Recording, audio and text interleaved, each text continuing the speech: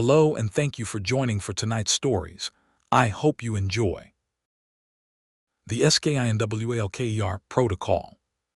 Kent Simpson woke from the nightmare with his throat raw from screaming, the sheets twisted around his body like binding cords, his heart hammering against his ribs with the desperate rhythm of a trapped animal. For a moment, he didn't know where he was. The dream had been that vivid, that consuming, that real. The desert, the darkness, the thing with too many teeth and eyes that reflected light like a predator's. He lay still, forcing himself to breathe, to think, to remember. His apartment, Seattle, 3 a.m., the third night in a row, the same dream growing more detailed each time, more insistent, more hungry. In the dream, he was always in the same place. A canyon in the Utah desert, red rock walls rising on all sides, the sky a narrow strip of stars above. He was hunting something or being hunted by something, he could never quite tell which. And there was a voice, whispering in a language he didn't recognize but somehow understood. "It knows your name," the voice said. "It knows your face, it is wearing your skin." Then the thing would appear. Not running, not attacking, just standing there, watching him with eyes that were wrong in ways he couldn't describe. Too large, too reflective, too intelligent. It would smile and its mouth would open, and inside would be not teeth but darkness, an endless void that pulled at him, that wanted to consume him, that. Kent sat up, swinging his legs over the side of the bed, his bare feet cold against the hardwood floor. He was 41 years old, a veteran of 15 years in government service, first in the military, then in intelligence, then in the division that didn't officially exist. The one that handled the things that couldn't be explained, that couldn't be acknowledged, that couldn't be allowed to exist in the official record of reality. He had seen things in his career that would have broken lesser men, had hunted creatures that defied taxonomy, contained entities that violated physics, eliminated threats that couldn't be described in any language known to science. He had developed a reputation for competence, for ruthlessness, for the ability to do what needed to be done regardless of cost. But the dreams were new, and they were getting worse. His phone buzzed on the nightstand, the screen illuminating the darkness with harsh blue light. Kent didn't need to look at the caller ID to know who it was. Only one person called him at 3 in the morning. Only one person had the authority to interrupt his sleep, his sanity, his carefully constructed walls of professional distance. "Simpson," he answered, his voice rough with sleep and fear. "Briefing in 6 hours, Director Crow said. No greeting, no preamble, just the information delivered in the flat tones of someone who had long ago stopped expecting surprise. Utah, Skinwalker Ranch sector, we have confirmation." Kent felt his blood run cold. Not from the mention of the ranch. He had worked that sector before, knew its reputation, knew the things that had been documented there over the decades. But from the word that followed. Confirmation of what? "Live capture," Crow said. "We've found one, and we want you to bring it in." The line went dead. Kent sat in the darkness, the phone still pressed to his ear, his mind racing through implications, possibilities, probabilities. Skinwalkers were not supposed to be capturable. They were not supposed to be real in the official sense. They were Navajo folklore, urban legend, the kind of story told around campfires to frighten children. But Kent knew better. He had seen the classified files, the ones that never made it to the public databases. The photographs from the 1970s, showing something that looked like a coyote but walked like a man. The thermal imaging from the 1990s, capturing heat signatures that moved wrong, that changed shape, that violated the laws of biology. The witness testimonies, the ones that couldn't be dismissed as hallucination or hoax, the ones that described encounters with things that wore human skin like clothing. And now they wanted him to capture one, alive. Kent dressed in the dark, his movements automatic, his hands steady despite the fear that still churned in his gut. He packed his go bag with the efficiency of long practice, clothes, weapons, equipment, the specialized tools that his division issued for encounters with the anomalous, the silver rounds, blessed by priests of three faiths, the white ash, gathered from sacred fires, the restraints lined with symbols that were supposed to prevent shape-shifting, though no one was quite sure if they actually worked. He was ready in 20 minutes. He stood in his apartment, looking around at the sparse furnishings, the absence of personal items, the life he had built around his work rather than within it. No photographs, no mementos, nothing that could be used against him if the wrong people came looking. The dreams were waiting for him. He could feel them, lurking at the edge of his consciousness, ready to consume him when he slept again. The thing with the eyes, the voice in the darkness, the warning he couldn't quite understand. It knows your name. Kent picked up his bag and walked out the door. He didn't look back. The briefing room was underground, 3 levels beneath an unmarked building in the industrial district, accessible only by elevator with biometric security and armed guards who didn't make eye contact. Kent had been here 100 times, but the place never felt familiar. The fluorescent lights hummed at a frequency that set his teeth on edge. The air was recycled, processed, stripped of scent and character. The walls were concrete, painted institutional gray, decorated with maps that showed things that shouldn't exist. He was the first to arrive. He took his usual seat, 3rd row, aisle, where he could see the door and the screen simultaneously. The coffee was terrible as always, but he drank it anyway, needing the caffeine, needing the ritual, needing something normal to anchor him in a reality that felt increasingly unstable. The others arrived in a trickle, each one announced by the security checkpoint upstairs.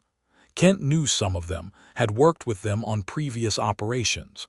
Others were new, faces he didn't recognize, names that weren't in any database he could access.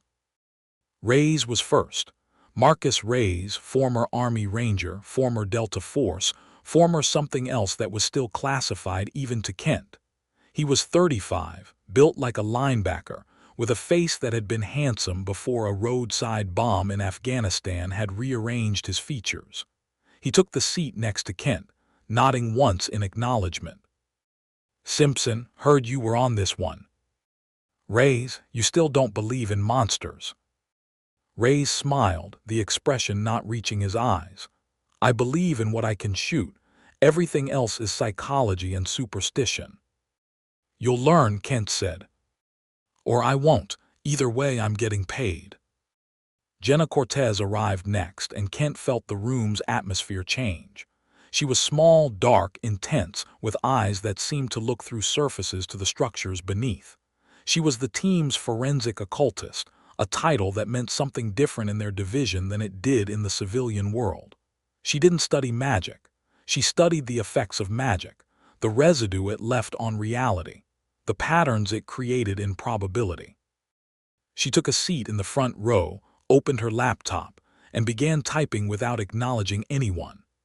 Kent had worked with her once before, on an operation in rural Louisiana involving something that had crawled out of a swamp and started wearing the faces of the local population. She had been professional, competent, and utterly terrifying in her intensity. The others arrived in a cluster: tech support, medical, additional muscle. Names that Kent filed away for later reference. Faces that might be alive tomorrow or might not, depending on how the operation went. The last to arrive was a man Kent didn't recognize. Native American, mid-30s, with the kind of stillness that suggested either deep meditation or military training. He wore civilian clothes, jeans, flannel shirt, work boots, but carried himself with the posture of someone who knew how to move in dangerous spaces. "Harlow," Reyes said, nodding to the newcomer. "Didn't know you were on this op." Harlow didn't respond. He took a seat in the back corner, his eyes fixed on the blank screen at the front of the room, his expression unreadable. Kent made a mental note to find out more about him. In their line of work, silence was often more informative than speech. Director Crow entered at precisely 900 as always. He was a tall man, thin, with the kind of face that suggested he had seen too much and slept too little. He carried a folder that Kent knew would contain the minimum necessary information, the official version of events that would be true without being complete. "Gentlemen," Crow said, his voice carrying the flat authority of long command, "and lady, we have a situation." The screen behind him flickered to life, displaying a satellite image of terrain that Kent recognized immediately. The Uinta Basin, Utah, the area around the infamous Skinwalker Ranch, though the ranch itself was not their target, something else, something new. 3 days ago, Crow continued, a hiker in the Canyonlands photographed this. The image changed. A grainy photograph taken at night showing a figure standing in a moonlit clearing. The figure was humanoid, roughly man-shaped, but the proportions were wrong. The limbs were too long, the torso too short, the head too large. And the eyes. The eyes reflected the camera flash like an animal's. 2 points of light in a face that was otherwise lost in shadow. "Analysis confirms," Crow said, "that this is not a hoax. The image has not been manipulated. The figure is approximately 7 feet tall based on comparison with surrounding vegetation. And the eyes," he paused, letting the significance sink in, "the eyes show tapetum lucidum, the reflective tissue found in nocturnal predators." "Bigfoot," Reyes said, his voice heavy with skepticism. "You're sending us after Bigfoot." "Not Bigfoot," Jenna said without looking up from her laptop. "Look at the proportions, the limb structure. This is something else." "Correct," Crow said. "This is a skinwalker, Navajo witch, shapeshifter, whatever term you prefer. The point is that it is real, it is dangerous, and we have an opportunity to capture it that may not come again." "Capture," Kent spoke for the first time, "not eliminate." "Capture," Crow confirmed. "Alive. The scientific division wants to study it. Learn how the transformation works.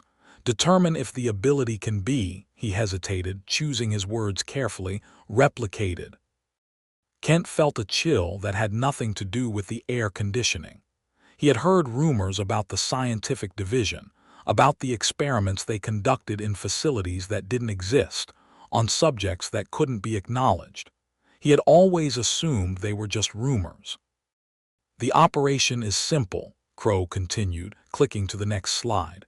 "A map of the Canyonlands with a specific location marked in red. We've identified a pattern of activity. The Skinwalker appears in this sector every 3 nights, always between midnight and 200. We believe it's hunting." "Hunting what?" someone asked. Crow's expression didn't change. "Whatever it finds." The briefing continued, covering logistics, equipment, extraction protocols.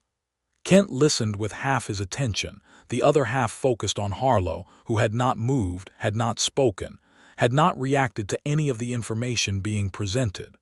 The man was like a statue, his eyes fixed on the screen with an intensity that suggested he was seeing something the rest of them couldn't. "Questions?" Crow asked as the briefing concluded. Reyes raised his hand. "I have one. You expect me to believe in Navajo boogamen." "I don't expect you to believe anything," Crow said. "I expect you to follow orders. And if this thing is real, if it's actually some kind of," Reyes searched for the word, "supernatural creature, how exactly do you propose we capture it?" Crow clicked to the final slide.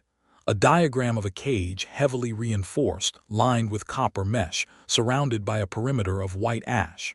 "We've consulted with experts, Navajo medicine men, though they wouldn't speak to us directly.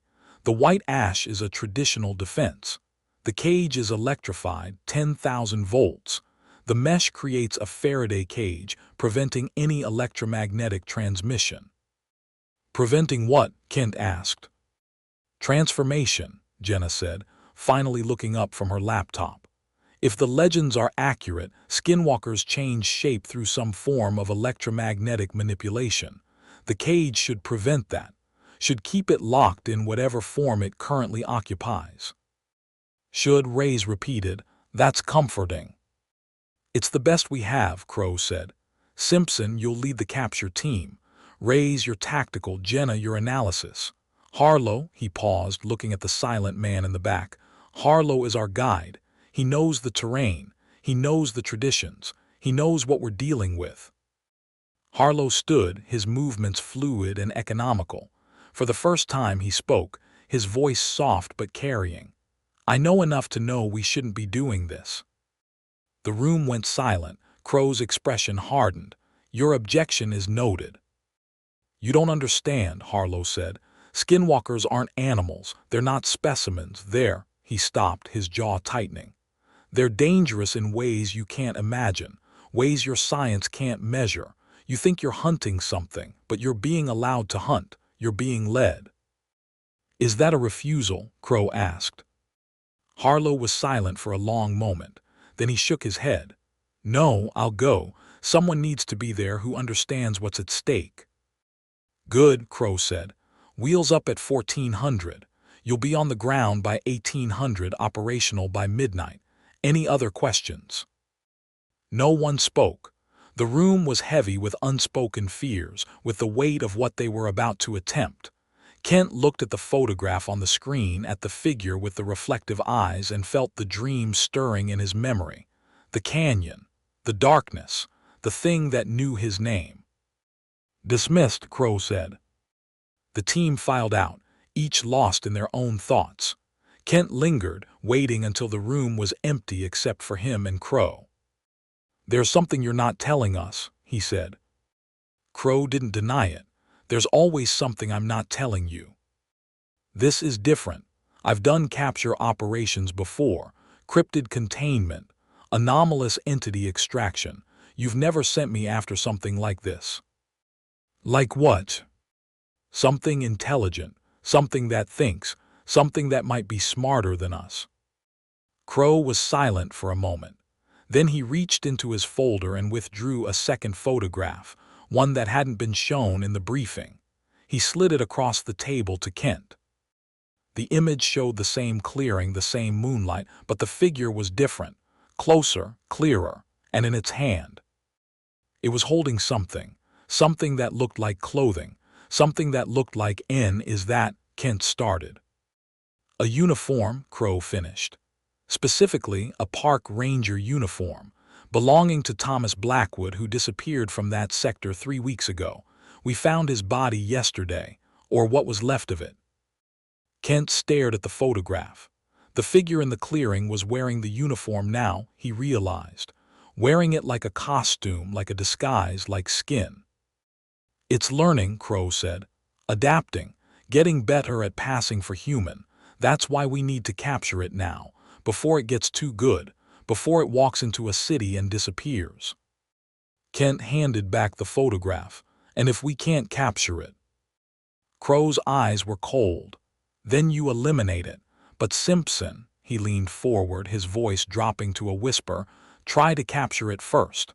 The scientific division is very interested in this one, very interested indeed. Kent nodded and left the room. In the hallway he found Harlow waiting, the guide's face still unreadable. You know something, Kent said. It wasn't a question. Harlow looked at him, and for a moment Kent saw something in the man's eyes. Fear. Real, genuine fear. Not of the mission, not of the danger, of something else. Something deeper. I know its name, Harlow said. Or one of its names, the one it had before it became what it is now. Will that help us? Harlow smiled, and it was the saddest expression Kent had ever seen. Names have power, but not the kind of power you think, not the kind that helps. He walked away, leaving Kent alone in the corridor. Kent stood there for a long moment, the dream still echoing in his mind, the photograph still burning in his memory. It knows your name. He shook his head, clearing the thought, and headed for the armory. They had a skinwalker to catch. And he had a feeling that none of them would be the same when it was over. The flight to Utah was tense, the team packed into a military transport that vibrated with the engine's roar. Kent sat with his eyes closed, reviewing the mission parameters, trying to anticipate every variable, every complication, every way that the operation could go wrong.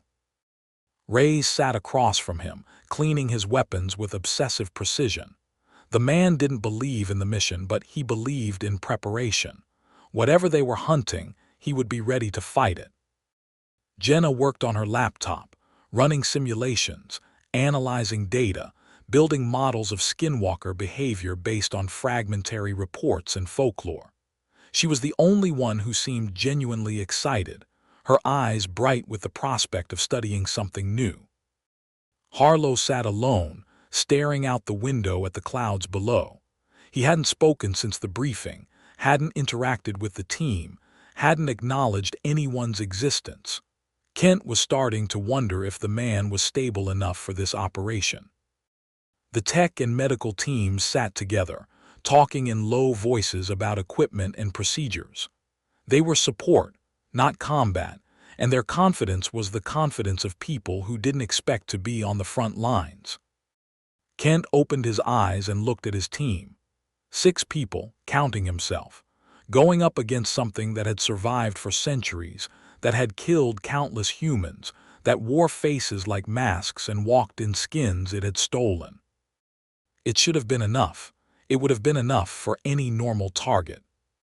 But Kent was starting to suspect that nothing about this operation was going to be normal. The transport began its descent, the engines changing pitch as they dropped toward the desert below. Kent checked his watch. 17:45. They would be on the ground in 15 minutes, at the site in an hour, operational by midnight. The Skinwalker would be waiting. The question was whether it would be waiting to be captured or waiting to hunt. Kent had a terrible feeling he knew the answer. But he was committed now. The wheels were in motion, the protocol was in effect. And there was no stopping what was coming. The Utah desert at night was a different world. The heat of the day gave way to a cold that cut through clothing and skin alike, a dry, biting chill that came from the rocks themselves. The stars were brilliant, unobscured by city lights, casting enough illumination to navigate by but not enough to dispel the shadows that gathered in the canyon bottoms.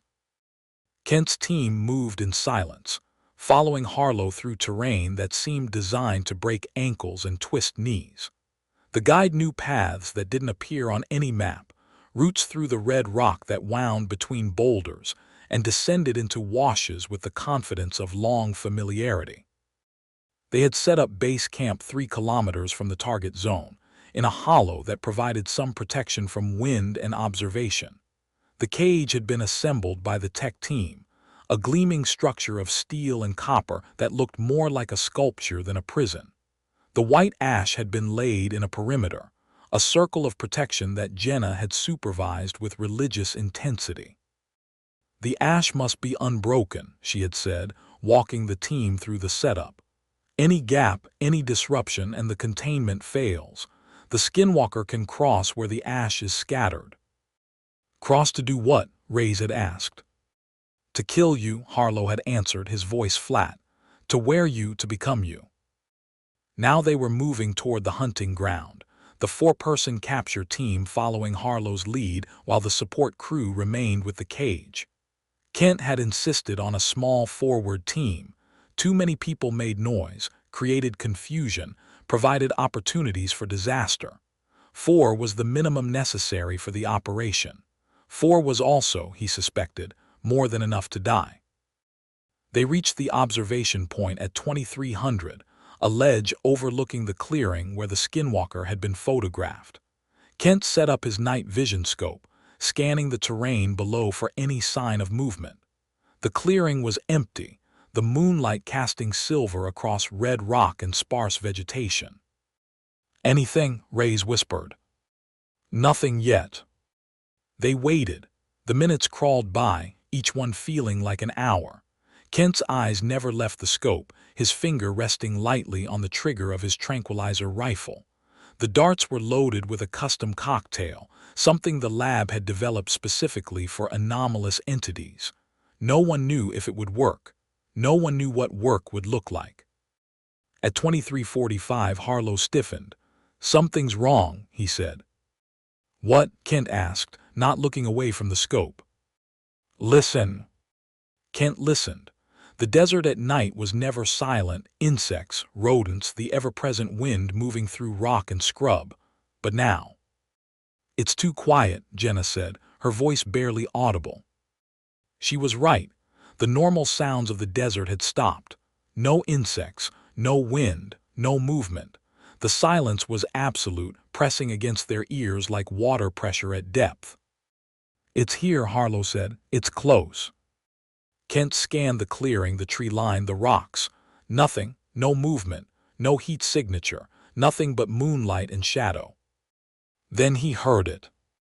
A voice, a child's voice, high and frightened, coming from the darkness below. "Help me, please, I'm lost. I can't find my way." The words were clear, distinct, carrying in the still air. Kent felt his heart stutter. A child, out here, in the middle of the night. Impossible. "It's a trick," Harlow said urgently. "Don't listen, don't respond." "But if there's really a child," Ray started. "There isn't." The voice came again, closer now. "Please, I'm scared, it's so dark, I just want to go home." Ray stood up. "We can't just." "Rays, no," Kent shouted. But it was too late. Rays was moving, descending from the ledge, his weapon ready but his posture wrong. He was responding to the voice, to the plea, to the human need to protect the vulnerable. "Rays, get back," Kent ordered.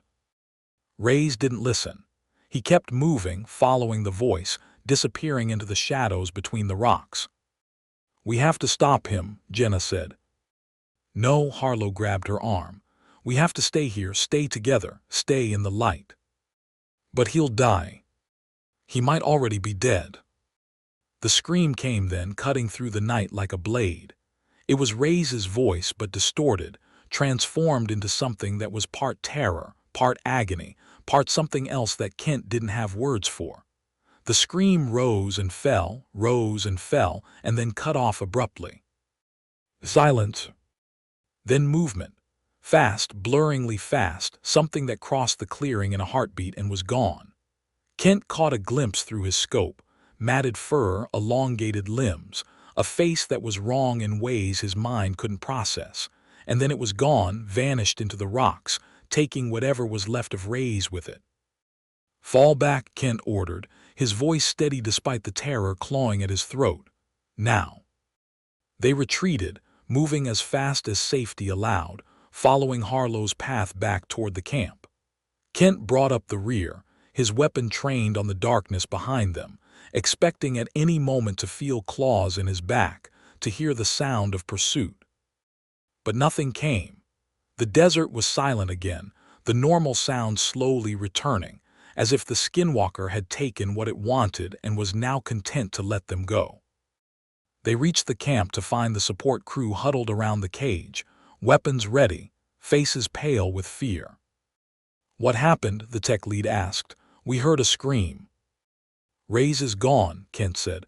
"Contact command, tell them we need extraction, now." "But the mission." "The mission is over." Jenna's radio crackled.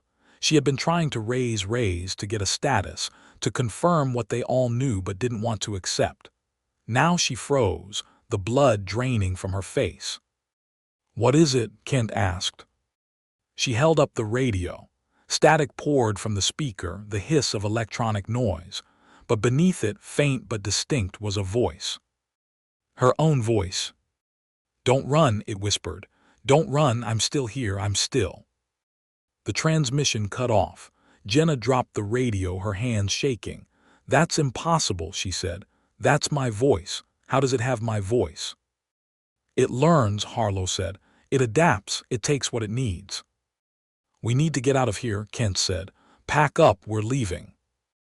But even as he spoke, he knew it was too late. The Skinwalker had them now, had tasted their fear, learned their voices, understood their patterns. It wouldn't let them go, not all of them. The attack came without warning. One moment the camp was quiet, the team moving with desperate speed to break down equipment. The next, something was among them, moving faster than human eyes could follow, striking with precision and purpose. The medic went down first, his throat opened by claws that appeared from nowhere. The tech lead tried to run, made it 3 steps before something dragged him into the darkness, his screams echoing off the canyon walls. The remaining support crew fired wildly, their bullets striking nothing, their panic making them easy targets. Kent fired his tranquilizer rifle, aiming at a blur of motion that might have been the Skinwalker, might have been a shadow. The dart struck something. He was sure of it, but there was no reaction, no sign that it had any effect. "The cage," Harlow shouted. "Get to the cage." Kent grabbed Jenna, pulling her toward the electrified structure.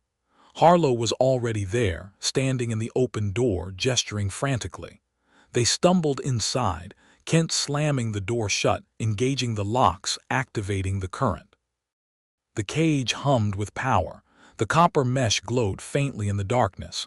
They were safe, or as safe as they could be. Outside, the slaughter continued.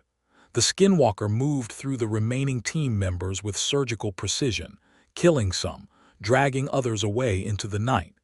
Kent watched through the mesh, helpless, as his operation collapsed into chaos and death. Then it stopped. The silence returned, deeper than before, more absolute. Kent could hear his own heartbeat, Jenna's ragged breathing, Harlow's whispered prayer in a language he didn't recognize.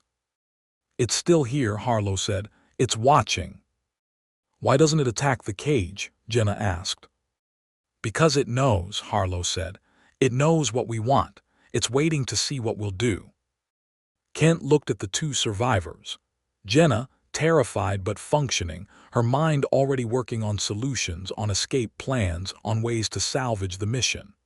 Harlow, calm and sad, his eyes fixed on the darkness beyond the cage, seeing things that Kent couldn't see.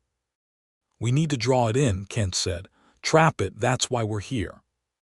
"You want to use us as bait?" Jenna asked. "I want to complete the mission. Reyes is dead. The support crew is dead. If we leave now with nothing, it was all for nothing. And if we die?" "Then we die, but we die trying." Harlow laughed, a sound without humor. "You don't understand. It's not about trying. It's about understanding what you're dealing with. This isn't an animal, it's not a specimen, it's a person, was a person. Someone who made a choice, a terrible choice, and became this." "What choice?" Kent asked. "The choice to wear another's skin, to take another's life, to become a predator in truth as well as form." Harlow turned to face Kent, his eyes dark with knowledge. Every Skinwalker was human once. Every one of them made a conscious decision to embrace the darkness, to become the monster, and now they're trapped, forever hungry, forever hunting, forever alone. "That's," Kent started. "That's the truth. And the truth is we can't capture it, not really, not permanently. We can cage its body, but its spirit, its essence, whatever makes it what it is, that can't be contained. It will find a way out. It always does." "Then what do we do?" Harlow was silent for a long moment. Then he reached into his pocket and withdrew a small pouch. "We give it a choice," he said, "a way back or a way out." He opened the pouch, revealing white ash mixed with something else. Herbs, minerals, substances that Kent didn't recognize. "What is that?" "A name," Harlow said. "The name it had before. The name of the person it was. If it hears it, remembers it, it might," he hesitated, "it might choose to let go, to die, to find peace. And if it doesn't? Then we fight, and we probably die." Kent looked at the cage, at the humming mesh, at the darkness beyond. He thought of Reyes, of the medic, of the tech crew. He thought of the thing that had killed them, that was wearing their fear like a cloak. "Do it," he said. Harlow nodded. He stepped to the door of the cage, his hand on the latch. "What are you doing?" Jenna asked. "It won't come in here. It knows the cage is trapped. I have to go out." "You'll die." "Probably." Harlow opened the door. He stepped out into the night, the white ash pouch in his hand, and began to speak. The words were Navajo or something older. Kent didn't understand them, but he felt their power, felt the way they resonated in the air, in the rock, in his bones. Harlow was calling out, not in fear but in something like compassion, like recognition, like sorrow. Naltsus big, Harlow said. Duel stroke EET adjective IQ D IQ G IQ lay. You were human once. You had a name, you had a family, you had a life. The darkness stirred, something was listening. You chose this path, Harlow continued. You made the sacrifice. You took the skin, but it's not too late. You can remember. You can choose again. A shape emerged from the shadows. The Skinwalker, fully visible for the first time. It was worse than the photograph, worse than Kent's glimpses during the attack. It stood 7 feet tall, its body a grotesque fusion of human and coyote, fur and skin mixed in patterns that made the eye rebel. Its face was almost human. The structure was there, the arrangement of features recognizable, but the eyes were wrong, too large, too reflective, too aware. And it was smiling. You know my name, it said. Its voice was multiple voices, layered, human and animal and something else entirely. Say it. Harlow hesitated. Then he spoke the name, a word that Kent couldn't process, that seemed to slide off his consciousness like water off oil. The Skinwalker shuddered. For a moment something flickered in its eyes, something human, something sad. I remember, it whispered. I remember being. Then the moment passed. The humanity vanished, replaced by hunger, by cruelty, by the ancient malice that had consumed whatever person it had been. But I like what I am now, it said. I like the hunt, the fear, the wearing. It moved. Fast, so fast. Harlow didn't have time to react, to run, to defend himself. The Skinwalker was on him, claws flashing, and then Harlow was falling, his throat opened, his blood black in the moonlight. No, Kent shouted. He fired the tranquilizer rifle, again and again, the darts striking the Skinwalker's fur and bouncing off, having no effect. Jenna was screaming, pulling at his arm, trying to drag him back into the cage. It doesn't work, she cried. Nothing works. The Skinwalker turned to face them. It was covered in Harlow's blood, the red mixing with its fur in patterns that seemed almost deliberate, almost artistic. It smiled and its mouth opened, and inside was darkness, an endless void that pulled at Kent's consciousness. You wanted to capture me, it said, to study me, to use me. It moved toward the cage, and Kent realized with horror that the electrified mesh was having no effect. The Skinwalker reached out, touched the copper wires, and laughed as sparks danced across its fur. Your science is weak, it said. Your magic is weaker. You have nothing that can hold me. It reached for the cage door. Kent raised his rifle, knowing it was useless, knowing he was about to die. Then the cage activated. Not the electricity, something else. The white ash scattered in the perimeter suddenly blazed with light, a cold white fire that consumed the darkness. The Skinwalker screamed, a sound that was human and animal and utterly inhuman, and stumbled backward. The ash, Jenna shouted. It can't cross the ash. But the Skinwalker was recovering, shaking off the pain, its eyes fixed on the cage with new understanding. It had tested the defenses, found them wanting. It would not be fooled again. You think you're safe, it said. You think you've won, but I have your scent now, your names, your faces. I can find you anywhere, wear you any time. It turned, moving away from the cage, and Kent saw what it was doing. Not retreating, circling, looking for a gap in the ash, a weakness in the perimeter. It's going to get in, Jenna whispered. Not if I can help it, Kent said. He opened the cage door and stepped out. Kent, no. He didn't listen. He moved toward the Skinwalker, his hands empty, his voice steady. You want me, he called. Come and get me. The Skinwalker turned, its eyes widening in surprise. It had expected fear, expected flight, expected the easy prey of terrified humans. It had not expected defiance. You think you're brave, it asked. You think courage matters. I think you want something from me, Kent said. I think you've been waiting for me, leading me, showing me things in my dreams. The Skinwalker's smile widened. Ah, the dreamer. Yes, I've been watching you, waiting for you to come. You're different from the others, stronger, more. It searched for the word interesting. Why? Because you know. The Skinwalker moved closer, close enough for Kent to smell it, the musk of animal, the rot of decay, the copper scent of blood. You know that the world is larger than your science allows, that there are things in the dark that your light cannot touch. You've seen them, in your dreams, in the corners of your vision. You know I'm real. I know you're a killer, Kent said. I'm a survivor. The Skinwalker's voice was almost gentle. I do what I must to exist, as do you, as does everyone. I don't kill. No, the Skinwalker laughed. How many have died on your operations? How many have you sacrificed to your missions, your protocols, your need to control what cannot be controlled? Kent didn't answer. He couldn't. We're not so different, the Skinwalker said. You wear a uniform, I wear skins. You follow orders, I follow hunger. We're both predators, Simpson, both hunters. The only difference is that I'm honest about what I am. It reached out, its claws hovering inches from Kent's throat. I could wear you, it whispered. Be you, live your life. No one would know, your friends, your family, your... I don't have family, Kent said. No, the Skinwalker tilted its head, considering. How sad, how lonely, how, it smiled, delicious. It struck. But Kent was ready.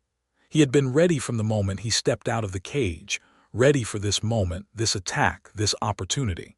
He dropped, rolling beneath the sweeping claws, and came up with the device in his hand, a modified taser, amplified to deliver a charge that would drop a bull elephant. He pressed it against the Skinwalker's leg and triggered it. The shock was enormous. The Skinwalker convulsed, its body spasming, its form flickering, shifting, trying to change, trying to escape. For a moment, Kent saw something else beneath the fur and claws, a human shape, emaciated, tortured, screaming silently. Then the Skinwalker collapsed, unconscious, its body hitting the ground with a sound like falling timber. Kent stood over it, breathing hard, the taser still in his hand. It had worked. Somehow, impossibly, it had worked. Kent, Jenna was out of the cage, running toward him. You did it. You actually did it. Help me get it in the cage, Kent said, before it wakes up. They dragged the unconscious form across the ground, struggling with its weight, its size, its wrongness. It was heavier than it looked, denser, as if its mass didn't follow normal physical laws. They managed to get it through the cage door, arrange it on the floor, engage the locks. The Skinwalker lay still, breathing shallowly, its eyes closed. In sleep it looked almost peaceful, almost human. We need to get out of here, Kent said. Call for extraction. Jenna was already on her radio, her voice shaking as she relayed coordinates, status, the news that they had succeeded where so many had failed. Kent sat on the ground, his back against the cage, his eyes fixed on the creature inside. It was captured, contained, ready for transport to the facility, to the scientists, to the endless examinations that awaited it. He should have felt triumph, should have felt relief, should have felt something other than the hollow emptiness that filled his chest. Instead, he felt pity. Pity for the thing in the cage, for the person it had been, for the choice it had made, the price it had paid, the existence it was trapped in. And fear. Fear of what would happen when it woke up, what it would do, what it would become. The Skinwalker's eyes opened. They were human eyes now, or almost human, brown and sad and ancient. They met Kent's gaze, and in them Kent saw recognition, understanding, something that might have been gratitude. Thank you, it whispered. Then the eyes changed, the humanity vanishing, the predator returning. It smiled, and its teeth were too many, too sharp, too hungry. But I'm not done with you yet. It lunged at the cage wall, striking the copper mesh with its full strength. Sparks flew. The mesh held, But Kent saw something that made his blood run cold. The Skinwalker was learning, adapting, testing the cage's limits, finding its weaknesses, preparing for the moment when it would escape. And in the distance, from the surrounding canyons, came an answer. Howls, not one, not two, but many. A chorus of voices that rose and fell in patterns that suggested communication, coordination, intelligence. "What is that?" Jenna asked, her voice barely audible. The Skinwalker smiled. "My family, my pack, my kind." It turned to look at Kent, and its eyes were glowing now, reflecting light that wasn't there. "You thought you were hunting one of us, but you've led them to us. You've shown them where we are, what you have." "What do you mean?" Kent asked. "The cage," the Skinwalker said.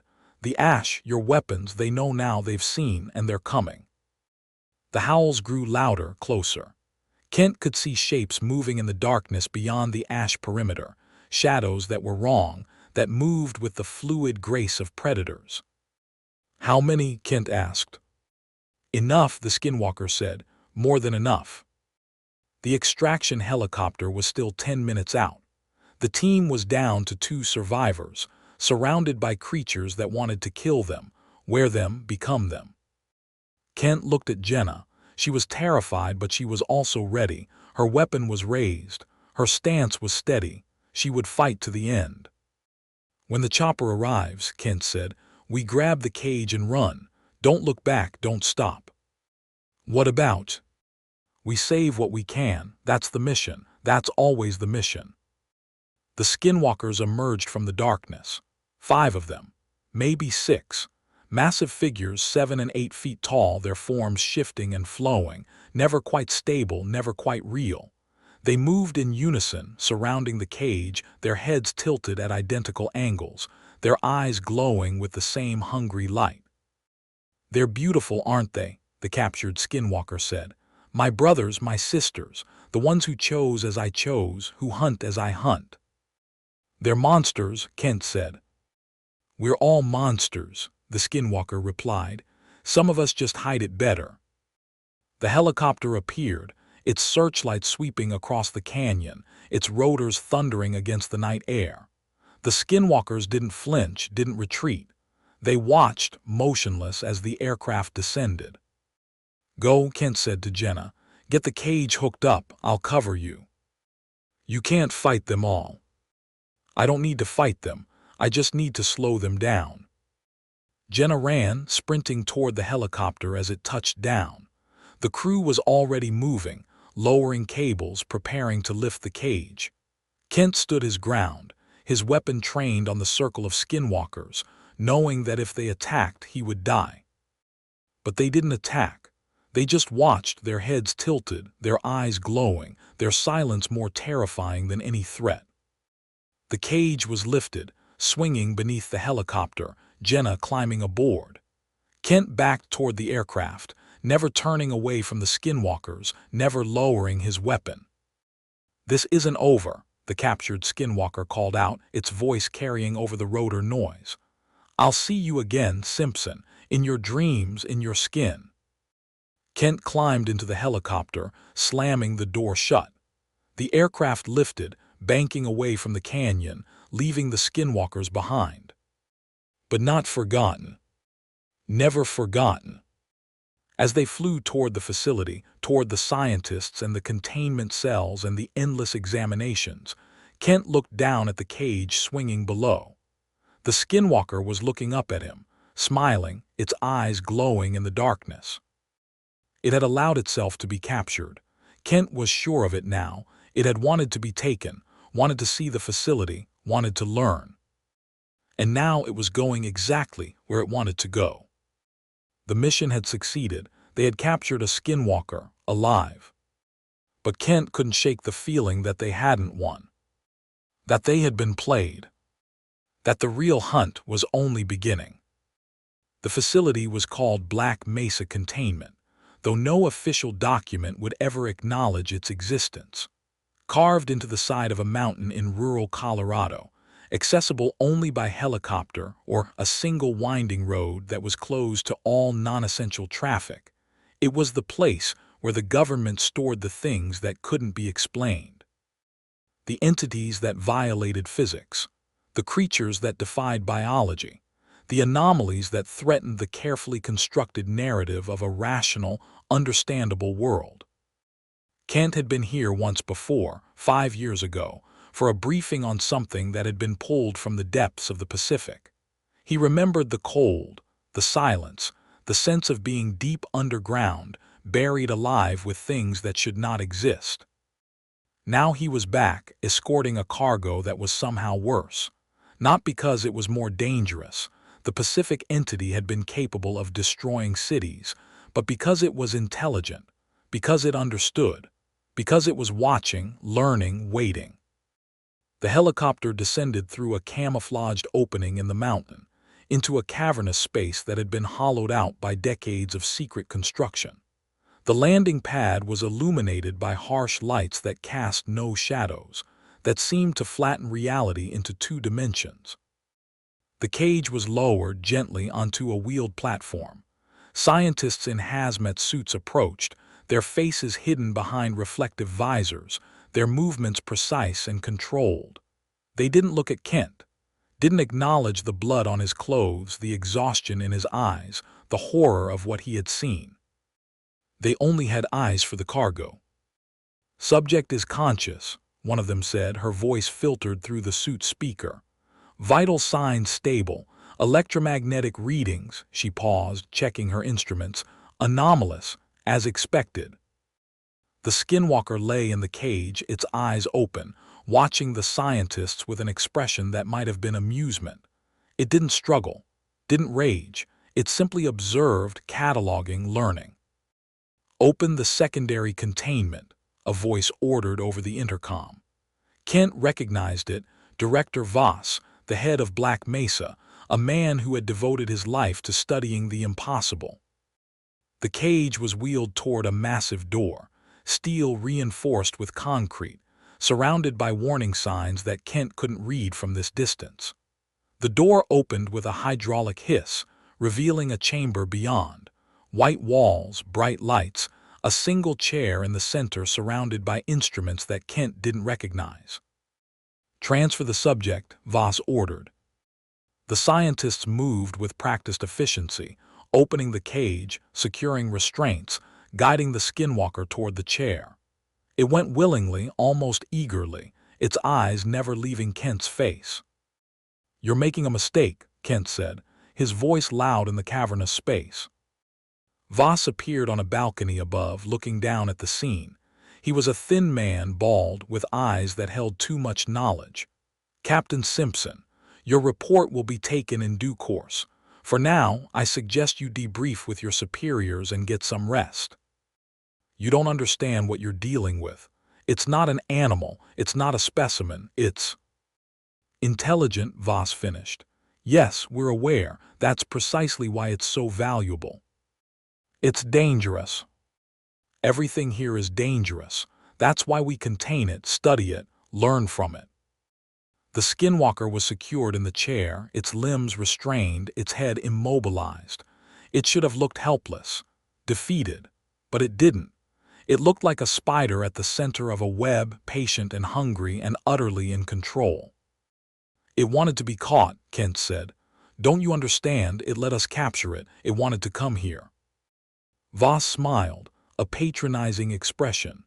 "Paranoia is common after traumatic operations, Captain. I suggest you speak with our staff psychologist." "I'm not paranoid, I'm telling you."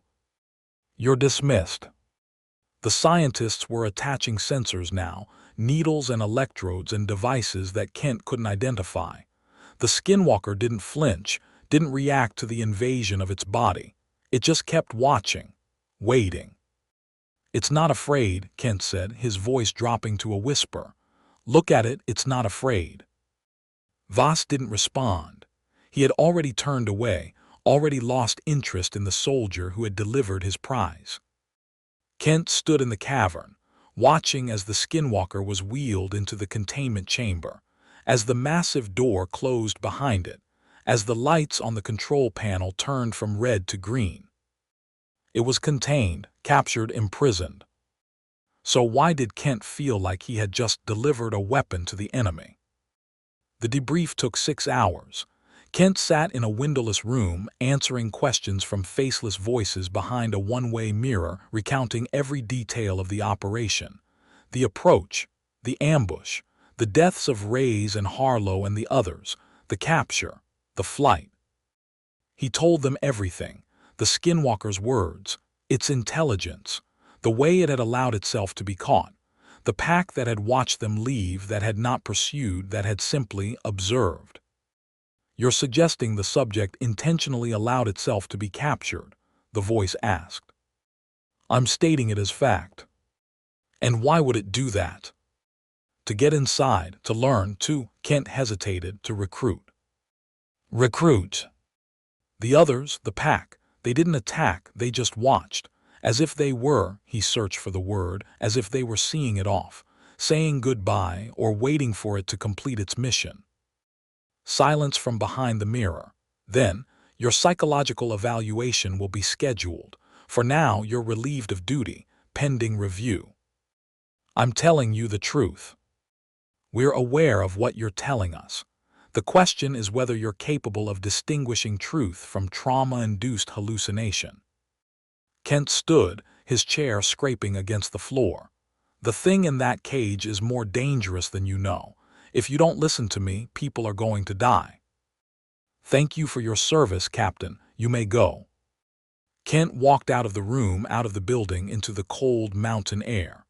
The sun was setting, painting the peaks in shades of blood and fire. He stood on the helipad, looking out at the wilderness, and felt the weight of what he had done. He had captured a monster, delivered it to people who didn't understand it, who thought they could control it, study it, use it. And now it was inside, learning, waiting. His phone buzzed, a text from an unknown number.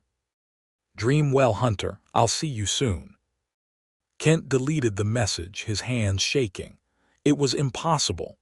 The Skinwalker was contained, locked in a mountain, surrounded by steel and concrete and the best technology the government could provide. But he knew. In the deep places of his mind, in the darkness of his memory, he knew. It wasn't contained. It was exactly where it wanted to be. 24 hours later, all contact with Black Mesa was lost. Kent was in a motel in Denver, trying to sleep, trying to forget, when the call came. Director Crow's voice, flat and urgent. "Get to the facility, now." "What happened?" "Just get there." The flight took 2 hours. Kent spent it staring out the window, watching the mountains pass below, knowing what he would find, knowing that his warnings had been ignored, that the inevitable had come to pass. The facility was silent when they arrived. No lights, no activity. The entrance stood open, the massive blast doors. The blast doors were scratched open. Kent approached slowly, his weapon drawn, his heart hammering against his ribs. The scratches were deep, jagged, carved into reinforced steel that was supposed to be impervious to anything short of explosives. Something had torn its way out, from the inside. "Stay back," the team leader ordered. "We don't know what's in there." But Kent knew. He knew exactly what was in there, what had been in there, what was now. "Sir," a voice called from inside, "you need to see this." Kent entered the facility, moving through corridors that were dark and cold and wrong. The emergency lighting cast everything in red, turning the walls to blood, the floors to viscera. There were bodies, many bodies, scientists, guards, support staff. All of them had their faces removed. Not damaged, not destroyed, removed, cleanly, precisely, as if by surgical instruments. The skin was gone, leaving behind muscle and bone and eyes that stared at nothing. "They wore them," Kent whispered. "They wore their faces." The containment chamber was empty. The chair was broken. The restraints were torn apart. And on the wall, written in something that might have been blood, were words in a language Kent didn't recognize. But he understood them anyway. "Thank you for the hospitality. We'll be in touch." The Skinwalker was gone, and it had not gone alone. Kent stood in the chamber, surrounded by death, and felt the dream stirring in his memory. The canyon, the darkness, the thing with his face. It was wearing him now, or someone like him, walking in his skin, living his life. And there was nothing he could do to stop it. The search teams found no trace of the escapees. No bodies in the woods, no tracks on the roads, no sign of the creatures that had torn their way out of the most secure facility in the country. They were gone, vanished, as if they had never existed. But Kent knew they were out there, knew they were wearing human faces, walking in human skin, living human lives, knew that somewhere in some city or town or lonely cabin, the Skinwalkers were hunting. And waiting. For him. The dreams returned that night stronger than before. The canyon, the darkness, the thing that wore his face and spoke with his voice. "Thank you," it said, "for bringing me home." Kent woke screaming, his throat raw, his body covered in sweat. He lay in the darkness, listening to his own heartbeat, and knew that it was over. Not the mission, not the threat, not the danger. His life, his identity, his self. The Skinwalker had won, not by killing him, by becoming him, by taking everything he was and wearing it like a costume. And now Kent Simpson was just a shell, a hollow man, a hunter with nothing left to hunt.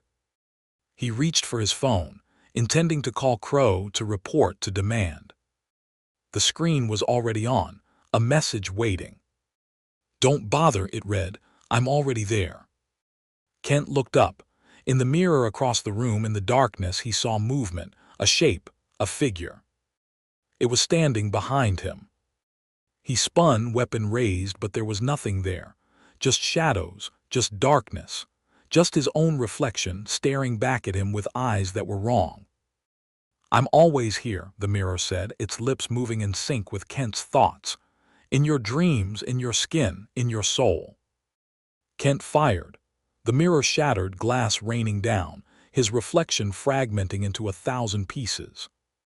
But in each piece he saw it, saw himself, saw the thing that was wearing him. "Sleep now," the fragments whispered.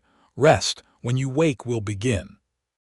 Kent slid to the floor, surrounded by broken glass, by broken reflections, by the shattered remains of his reality. He closed his eyes. And for the first time in weeks, he slept without dreaming. But when he woke, he knew. Knew with a certainty that settled in his bones like winter cold. That he was no longer alone. That something was wearing him. That the Skinwalker had won.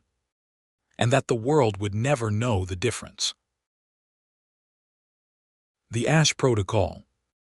The mission log of Specialist Marcus Ray's cut in mid-sentence, his voice distorted by static and something else. Fear, perhaps, or the dawning realization of what he was facing. "It's not just wearing the skin anymore," he said, the words rushed, breathless. "It's learning, it's—" The transmission dissolved into noise, a wall of electronic hiss that lasted for 3 seconds before cutting to silence. Then the security footage began. The camera was positioned above the blast doors of Black Mesa Containment Facility, a wide-angle lens capturing the reinforced steel that was supposed to be impervious to anything short of a tactical nuclear weapon. The timestamp in the corner read 03:47. The facility was dark, emergency lighting casting everything in shades of red and black. For 12 seconds nothing moved, then the scratching began. It was faint at first, barely audible over the ambient noise of the recording. But it grew louder, more insistent, the sound of something sharp being dragged across metal. The camera shook, vibrations traveling through the mount, through the concrete, through the entire structure of the mountain. Then the doors moved. Not opened, torn. Jagged claws, or what looked like claws, punched through the steel from the inside, gripping the edges, pulling with impossible strength. The reinforced hinges screamed, metal fatiguing, bolts shearing, and then the doors were coming apart, being pulled open from within by something that should not have existed. The footage cut to static. When it resumed, 17 seconds later, the doors were open. The corridor beyond was dark, empty, and on the steel, still smoking from the violence of its creation, were the claw marks, deep, jagged, scoring the reinforced metal as if it were soft clay. Something had torn its way out. From the inside, Kent Simpson watched the footage for the 7th time, his face illuminated by the glow of the monitor, his expression unreadable.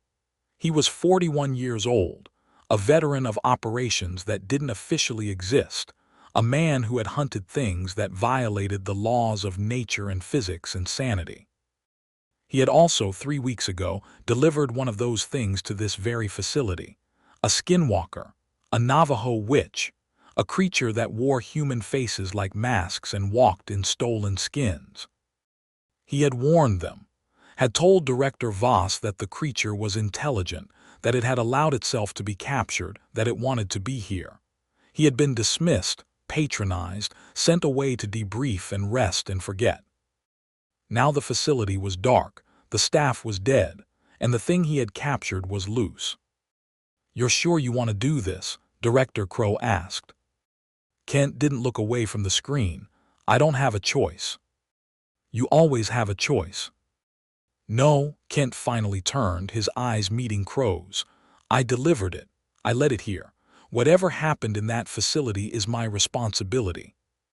"The responsibility is mine. I'm the one who ordered the capture." "And I'm the one who succeeded." Kent stood, moving to the window, looking out at the mountains that hid the facility from the world. "I need to see what's in there, need to understand what happened, he hesitated, need to finish it." Crow was silent for a long moment, then he nodded once. "Your team is assembling, wheels up in 2 hours. "Who's on it?" "Diaz, ex-FBI, Occult Crimes Division. He's been waiting for a shot at something like this." "And?" "Callaway, combat medic, good in a crisis."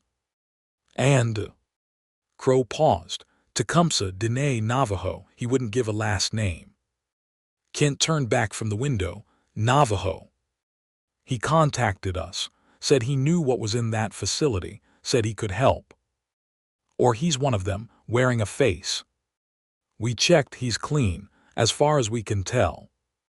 Kent absorbed this. "Anyone else?" "For more muscle, tech, support. Expendable if it comes to that." "It will." Crow didn't argue.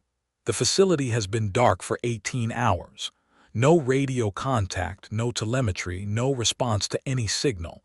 We assume total loss of containment." "Total loss of personnel?" "Unknown but likely." Kent nodded, his mind already working through scenarios, possibilities, probabilities. "I need everything you have. Floor plans, security protocols, research notes, everything." "You'll have it. But Simpson," Crow's voice dropped, taking on an urgency that Kent had rarely heard from the normally controlled director, "be careful. Whatever's in there, it's not just a skinwalker anymore. The footage," he gestured at the screen, "the footage shows coordination, intelligence. They're working together now." "I know." "Then you know this might be a suicide mission." "I know." Crow studied him for a long moment. "What happened to you in there, in the facility? You came out different, changed." Kent thought of the dreams, the mirror, the voice that whispered in his mind when he was alone. "Nothing happened," he lied. "I just saw what these things can do, what they are." "And what are they?" "Hungry," Kent said. "They're hungry and we're the food." The helicopter flight to Black Mesa took 3 hours, cutting through mountain passes and following valleys that didn't appear on civilian maps. Kent sat with his eyes closed, reviewing the files Crow had provided, trying to find patterns in the chaos. The facility had been designed to contain the uncontainable.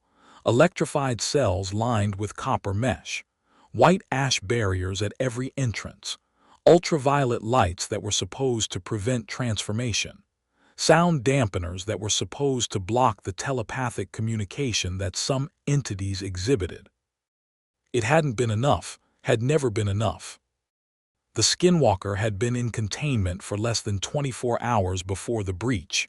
In that time, it had learned, adapted, understood the facility's weaknesses, and then it had torn its way out, taking others with it. Others, that was the word that kept returning to Kent's mind. Not it, not the Skinwalker. Others, plural. The facility had contained one Skinwalker. The footage showed multiple entities escaping, which meant either the facility had been holding more than the records indicated, or the Skinwalkers were recruiting. You look like a man who's seen the devil. Kent opened his eyes. The speaker was a woman, mid-30s, with the kind of hard eyes that came from seeing too much and believing too little. She was dressed in tactical gear, her dark hair pulled back in a practical braid, her hands checking and rechecking her equipment with obsessive precision. Diaz, Kent said, it wasn't a question. Special Agent Diaz, FBI, retired. She extended her hand. I've read your file, impressive work. You have clearance for my file. I have clearance for everything, that's why they brought me in. She smiled, but it didn't reach her eyes. Occult crimes. 15 years tracking things that don't officially exist. Vampires in New Orleans, werewolves in Montana, a cult in Arizona that was trying to summon. She stopped, shaking her head. Doesn't matter. Point is, I've seen things, done things. I'm not going to panic when the impossible happens. And what do you think is in that facility? Diaz reached into her vest and withdrew a small vial. Inside was white powder, fine and pure. Ash, she said, blessed by a Navajo medicine man, carried it for 10 years, waiting for a chance to use it. You think that will work? I think it's the only thing that does. She tucked the vial back into her vest. Skinwalkers aren't supernatural, not in the way people think. They're, she searched for the word, biological, predators that evolve to mimic their prey. The ash disrupts their ability to maintain form, forces them to reveal themselves. And then we kill them. Diaz's voice was flat, matter-of-fact, quick, clean, permanent, no hesitation, no mercy. Kent nodded, appreciating her directness. What about the others, Calloway, Tecumseh? Calloway's a medic, good man from what I hear. Doesn't believe in any of this, which might be a problem. Tecumseh, she paused, her expression darkening. Tecumseh is different. He knows things he won't say. Like what? Like why the Skinwalkers are here, why they chose this facility, what they're planning. Diaz leaned closer, her voice dropping to a whisper. He told me before we left, told me that this isn't an escape, it's a recruitment. The Skinwalkers aren't running away. They're gathering, building something. Building what? An army. Kent absorbed this, and he knows this how. Because he used to be one of them. The helicopter hit turbulence, banking sharply. Kent gripped his seat, his eyes finding the figure in the back corner. Tecumseh, the Navajo who had volunteered for this mission, who knew too much and said too little. He was watching Kent, had been watching him since they boarded. His dark eyes held knowledge that Kent didn't want to understand, recognition of something that Kent himself was only beginning to suspect. He knows, Kent said, not a question. He knows, Diaz confirmed. Question is, what does he know about you? Kent didn't answer. He turned back to the window, watching the mountains pass below, feeling the weight of Tecumseh's gaze on his back. The dreams were getting worse. Every night the same vision, the facility, the darkness, the thing that wore his face. It was speaking to him now in the dreams, whispering things that he couldn't quite remember upon waking, promises, threats, invitations. Come back, it said, come home. He had told no one, had hidden the dreams, the exhaustion, the growing certainty that something was wrong with him, that the Skinwalker had done something to him in that canyon, in that cage, in the moments when their eyes had met. It knows your name. Harlow's words, spoken in the last moments of his life. The guide had known, had tried to warn them, and they hadn't listened. Now Harlow was dead. Reyes was dead. The entire support team was dead. And Kent was flying back to the place where it had all gone wrong, carrying something inside him that he didn't understand, that he couldn't control, that might already be too late to stop. The helicopter began its descent, dropping toward a landing zone that was hidden in a valley, concealed from satellite observation by the mountain's shadow. Kent checked his equipment one final time: weapons, ammunition, the specialized tools that Crow's division provided for anomalous encounters. He was ready as he could be. But as the helicopter touched down, as the team gathered their gear and moved toward the facility entrance, Kent felt it. A whisper in his mind, a presence at the edge of his consciousness, a voice that was not his own. "Welcome home," it said. "We've been waiting for you." Kent stumbled, catching himself on the helicopter's frame. Diaz was beside him in an instant, her hand on his arm. "You okay?" "Fine," Kent lied, "just tired." "We're all tired." She didn't release his arm. "But we need you sharp. Whatever's in there, it's not going to give us second chances." "I know." She studied him for a moment longer, then nodded and moved away. Kent watched her go, feeling the whisper fade, retreating to wherever it lived in his mind. He was compromised. He knew that now. The Skinwalker had touched him, marked him, claimed him in some way that he didn't understand. It was using him, leading him, bringing him exactly where it wanted him to go. And he was walking into the trap willingly, because there was no other choice, because the only way to stop this was to face it, because some part of him wanted to go, some part of him that wasn't entirely his own. "Simpson," Calloway's voice sharp and commanding, "we're moving." Kent shook off the thought, shouldered his pack, and followed his team toward the facility entrance. Toward whatever was waiting inside. The entrance was exactly as the footage had shown. The blast doors torn open from within, the claw marks deep and jagged in the reinforced steel, the darkness beyond, absolute and hungry. Kent stood at the threshold, his flashlight cutting a narrow beam into the blackness, and felt the weight of what he was about to do. This was different from the canyon, different from the capture operation. This was walking into the monster's lair, after the monster had proven that it could not be contained. "Thermal imaging shows multiple heat signatures," the tech specialist reported, studying his equipment. "Inside, moving." "How many?" Diaz asked. "Unclear. The readings are," he paused, frowning at his screen, "wrong. They're not consistent, shifting, like the sources are changing temperature, changing shape." "Skinwalkers," Kent said. "They're already transformed, already wearing faces." "Then how do we know who's who?" Calloway asked. The medic was young, eager, his skepticism already eroding in the face of the evidence around him. "We don't," Diaz said. She withdrew her vial of ash, held it up to the light. "That's why we use this. The ash reveals them, forces them to drop the disguise. And if they're not disguised, if they're just themselves, then we shoot them." Diaz's voice was flat. "A lot." Kent stepped through the torn doors, entering the facility. The air was wrong immediately, cold, but not the cold of air conditioning. The cold of something that had consumed the warmth, the life, the energy of the space. The emergency lighting flickered overhead, casting everything in shades of red that made the walls look like raw flesh. "Stay together," he ordered. "Diaz, you're on point. Calloway, cover our six. Tecumseh," he looked for the Navajo, found him standing in the entrance, his face turned upward, his eyes closed. "Tecumseh, what is it?" Tecumseh didn't respond. He was listening to something, Kent realized, something that the rest of them couldn't hear. "They're here," Tecumseh said, his voice barely audible, "all around us, watching, waiting." "How many?" "Many." Tecumseh opened his eyes and Kent saw fear in them. Real, genuine fear. More than before, they're recruiting, transforming, building an army like I said. "Can we stop them?"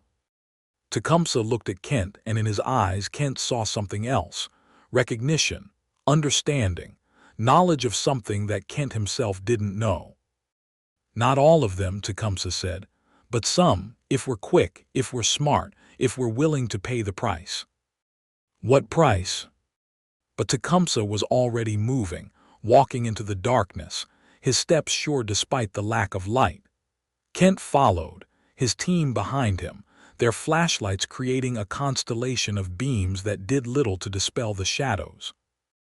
The facility was a maze, corridors that branched and rejoined, stairs that led up and down, rooms that opened into other rooms in patterns that seemed designed to confuse. Kent had studied the floor plans, but the reality was different. The reality was wrong. The layouts changed, he realized. These walls, they weren't here before. The Skinwalkers, Diaz said. They're reshaping the facility, making it into something else. Into what? A nest. Tecumseh's voice came from ahead, from a darkness that seemed to swallow the light. A place to breed, to multiply, to become. Become what? But Tecumseh didn't answer. He had stopped, his body rigid, his attention focused on something ahead. Kent moved forward, his flashlight revealing what had stopped the Navajo. A body, hanging from the ceiling, suspended by cables that had been rewired into some kind of web, some kind of structure that served no purpose Kent could understand. The body was wearing a lab coat, white stained with something dark, the face. The face was gone, removed, a smooth mask of muscle and bone where features should have been. Dr. Voss, Diaz said, her voice steady despite the horror. Director of the facility. How do you know? The badge. She pointed to the chest where an ID card still hung, the photo showing a face that was no longer there. He was in charge, he was. He was studying them, a voice said. Kent spun, weapon raised. The voice had come from the shadows, from a corner of the room that his light hadn't touched. It was a woman's voice, soft and frightened and wrong. Don't shoot, the voice said. Please, I'm human, I'm alive. A figure emerged from the darkness. A woman, young, wearing a lab coat similar to Voss's. Her face was intact, her eyes wide with terror, her hands raised in surrender. Dr. Sarah Chen, she said, her voice shaking. Research team, I've been hiding for hours, days, I don't know how long. Stay where you are, Kent ordered. Diaz. Diaz moved forward, her vial of ash ready. If you're human, she said, this won't hurt if you're not.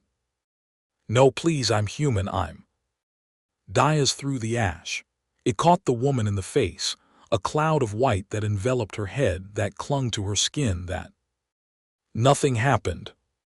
The woman stood there, coughing, waving the ash away from her face. What was that? What did you do? Diaz lowered her hand, her expression confused. She's human. The ash doesn't affect her.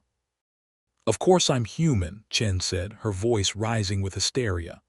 I've been hiding in a locker for, she stopped, her eyes widening. Oh God, the other survivors, we need to find them. Other survivors? Kent asked. 2 of them scientists. They're hiding on the lower levels. We need to. Show us, Kent said, but slowly and stay where we can see you.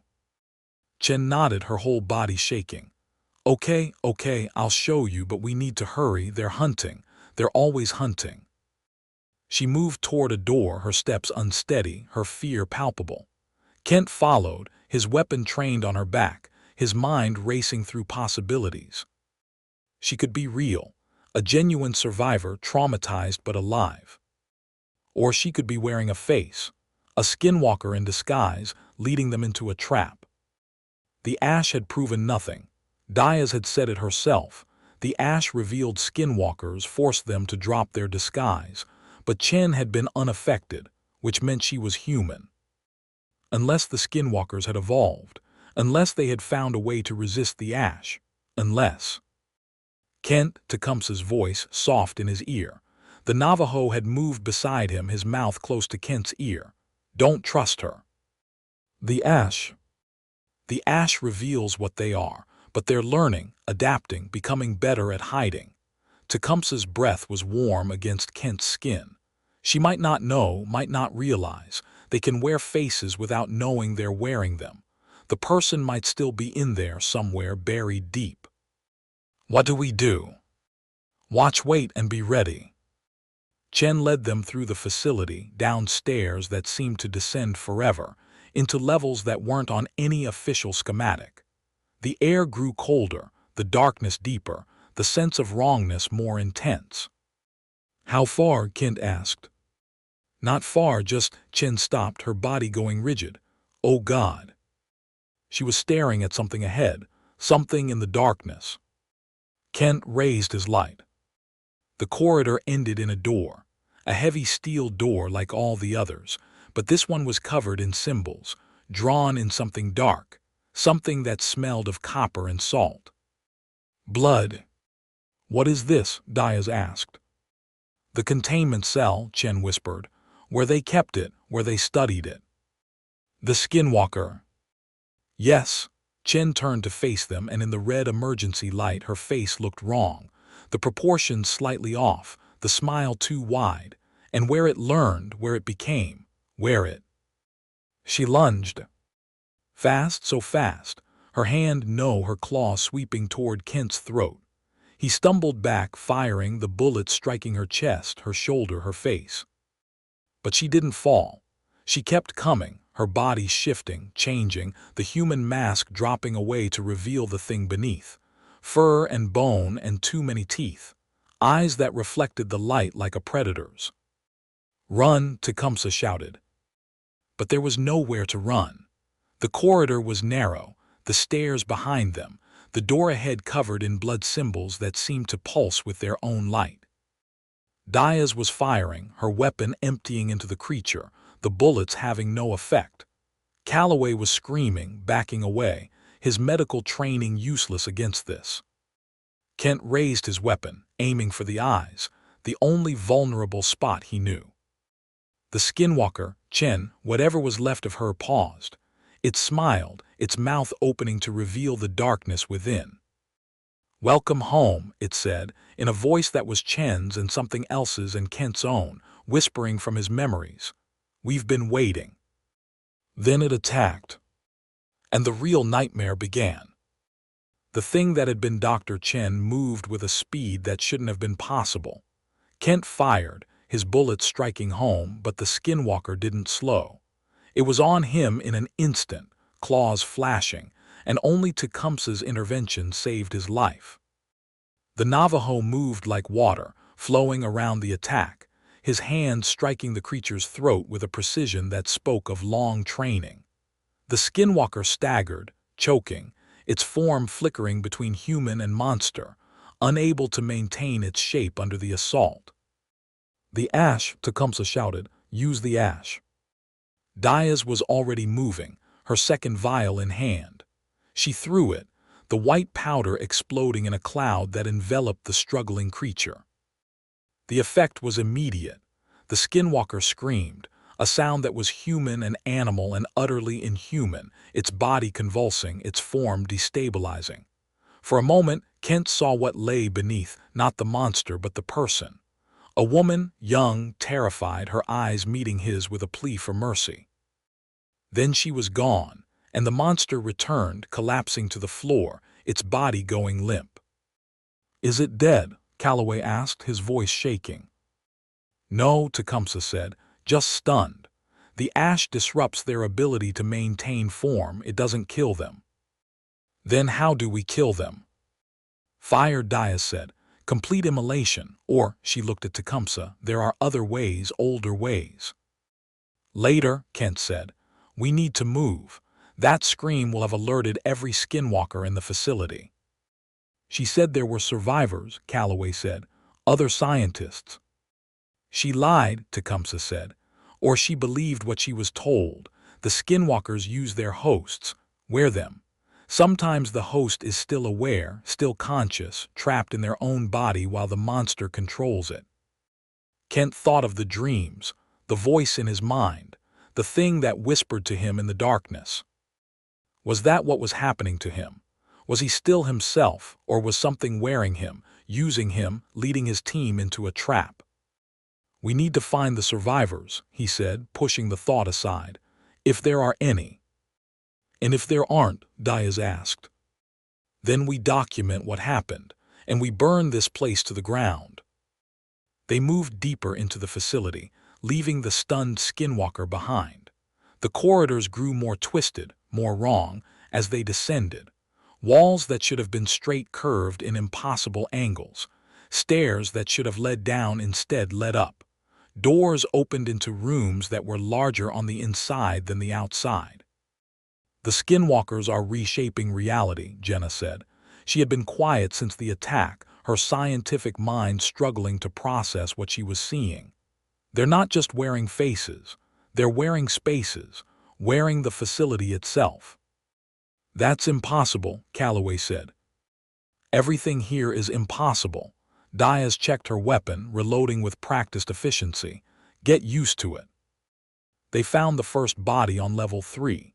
A security guard, his weapon still in his hand, his face. His face was intact. That was the worst part. He looked peaceful, almost asleep, his expression calm. But his chest was torn open, his ribs spread like wings, his organs arranged in patterns that suggested ritual, purpose, meaning. "They're not just killing," Tecumseh said, kneeling beside the body. "They're making something, building something." "What?" "A door." Tecumseh pointed to the symbols carved into the walls, the same symbols they had seen on the containment cell door. "These are Navajo, old Navajo, forbidden." "Forbidden how?" "They're summoning symbols, calling something that shouldn't be called." Tecumseh stood, his face pale.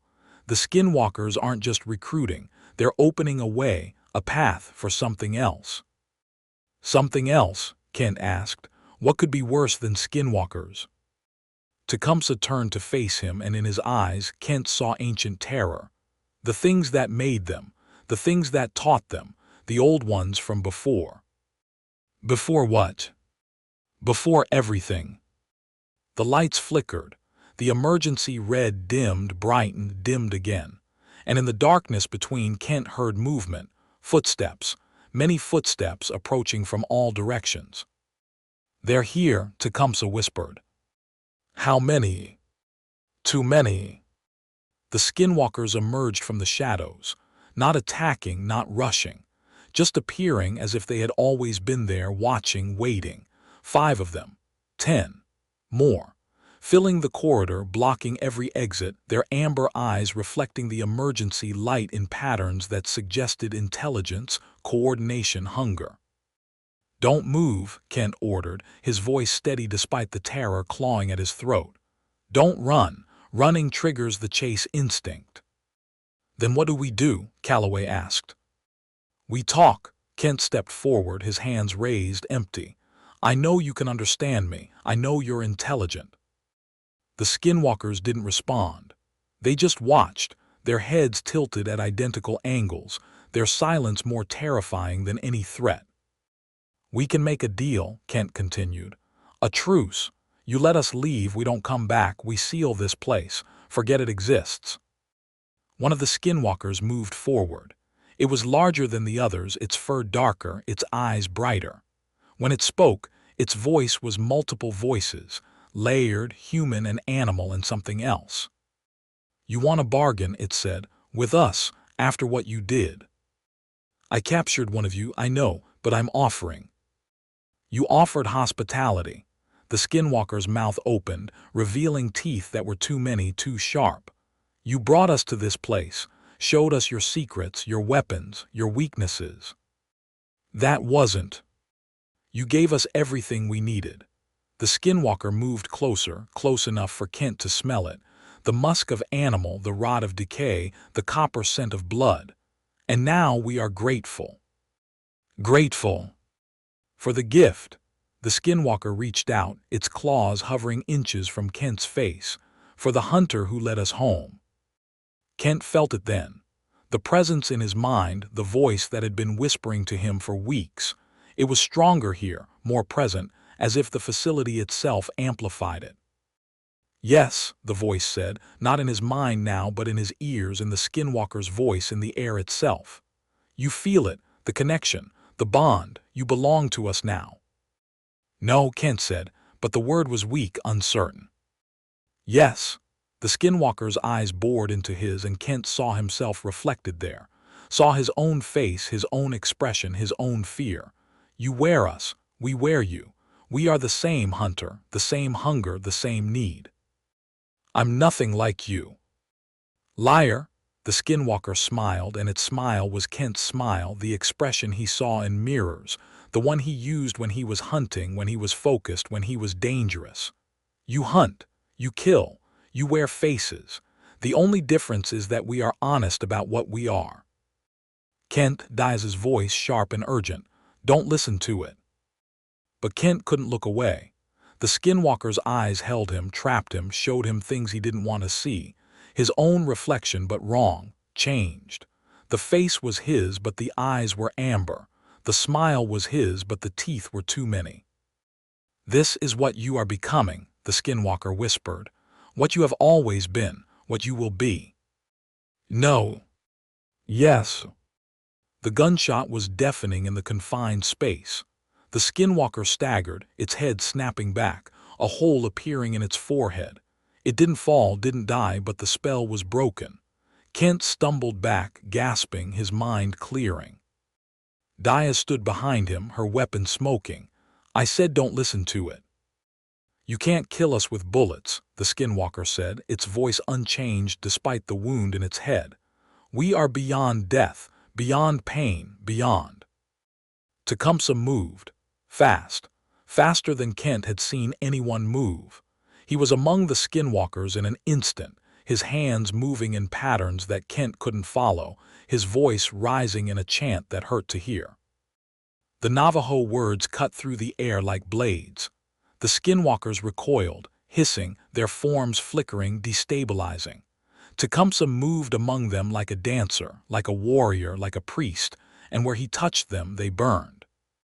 Not with fire, with light. White light that came from within, that consumed the darkness, that revealed what lay beneath. The Skinwalkers screamed. Real screams, human screams, the voices of the people they had been, the people they had consumed. They fell back, retreating, vanishing into the shadows from which they had come. And then they were gone. Tecumseh stood in the center of the corridor, his chest heaving, his body shaking. We need to move, he said, his voice rough. That won't hold them for long. What did you do? Kent asked. I spoke their true names, the names they had before. It hurts them, reminds them of what they lost. Tecumseh turned to face Kent, and his eyes were ancient, tired, sad. But it doesn't kill them. Nothing kills them, not really. Then what does? Fire, Tecumseh said again. Complete destruction. Or, he hesitated, or they choose to die. They can end themselves if they remember enough of who they were, if the pain of what they've become is greater than the fear of what comes after. Have you ever? Yes, Tecumseh's voice was barely audible. Once, someone I knew, someone I loved.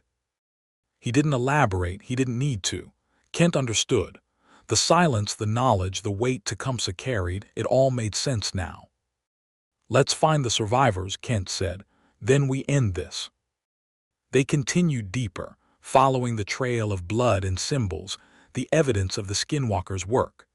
The facility was transforming around them, becoming something else. The walls were covered in the white ash symbols, but mixed with something else. Dark symbols, old symbols, the language of the Skinwalkers themselves. They're rewriting the facility, Jenna said, her scientific mind still trying to understand. Changing it from a prison to a nest, Tecumseh finished. A place to breed, to multiply, to become. Become what? But Tecumseh didn't answer. He had stopped, his body rigid, his attention focused on something ahead. Kent raised his light. The corridor opened into a large chamber. A laboratory, or what had been a laboratory.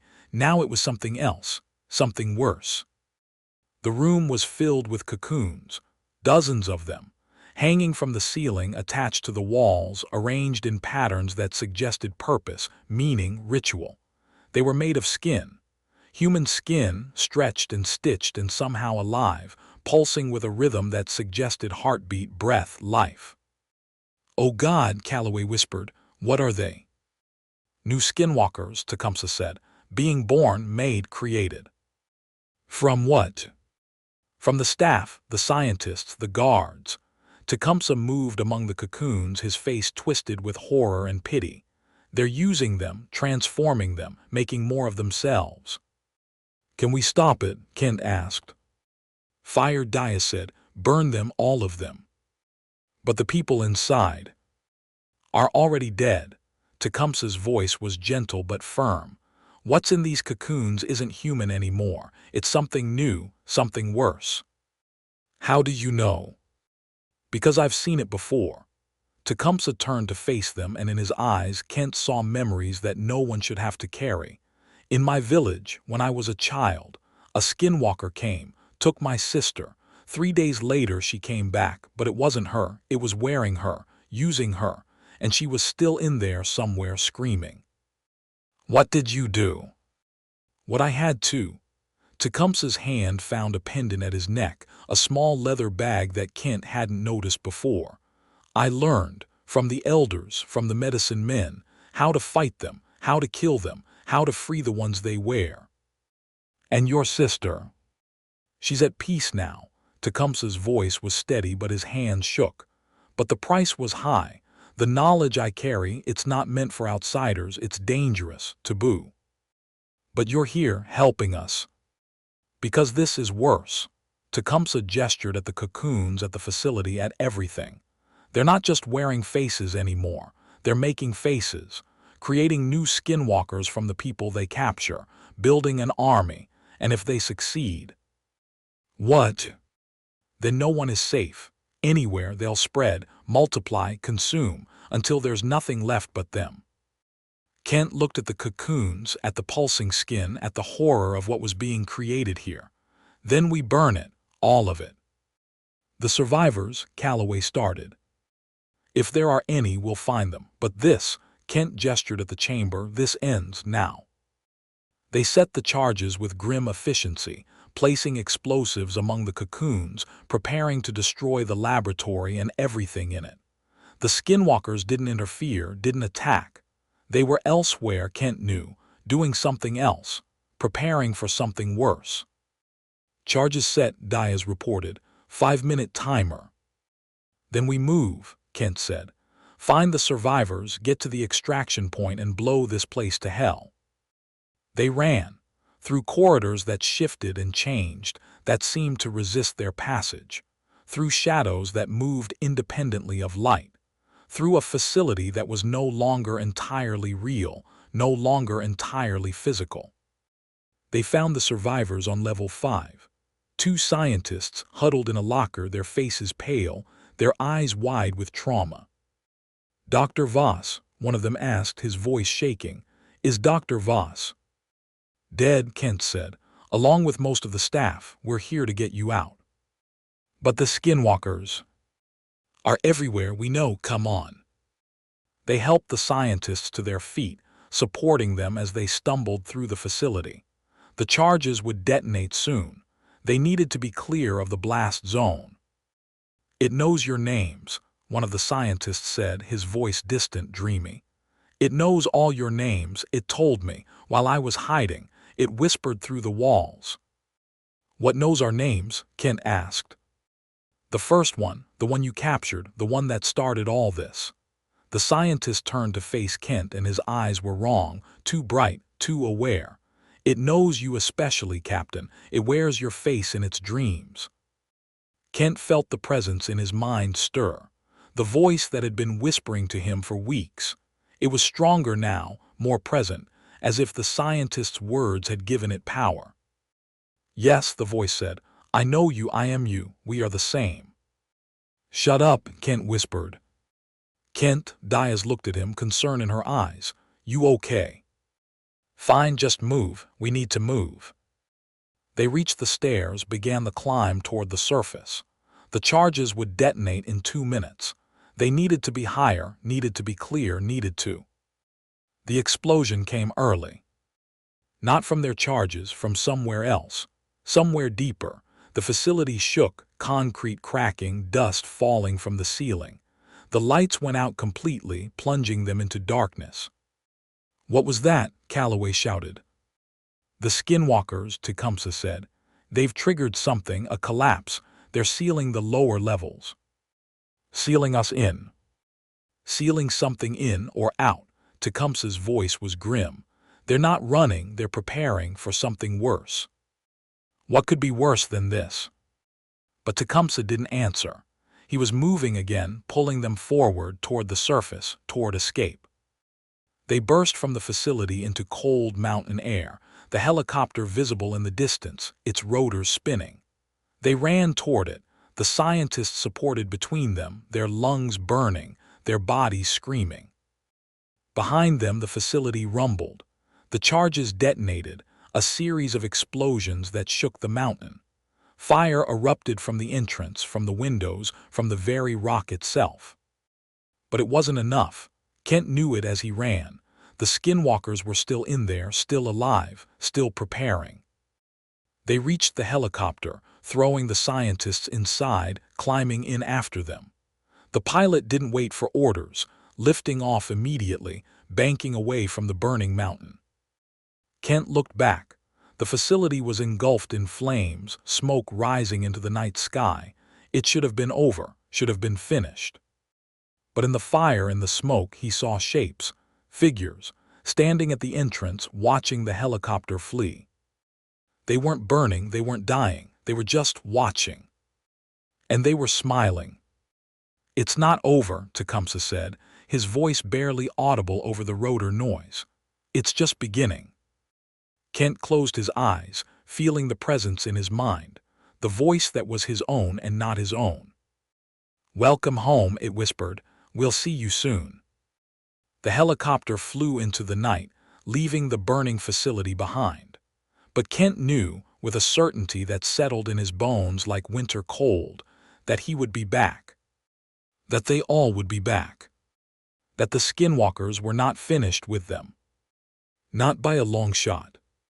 The debriefing took place in a bunker 300 feet below ground, in a facility that made Black Mesa look like a shopping mall.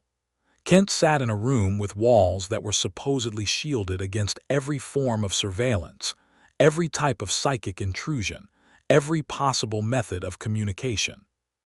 It didn't help. The voice was still there, still whispering, still waiting. "The facility is destroyed," Director Crow said, his face pale on the video screen. "Satellite imaging confirms total structural collapse. Nothing could have survived." "They're not dead," Kent said. "They're never dead." "The heat." "Doesn't matter." Kent leaned forward, his eyes meeting Crow's through the screen. "You don't understand what they are. Fire doesn't kill them. Nothing kills them. They just change, adapt, become something else." "Then what do we do?" "We find them before they find us."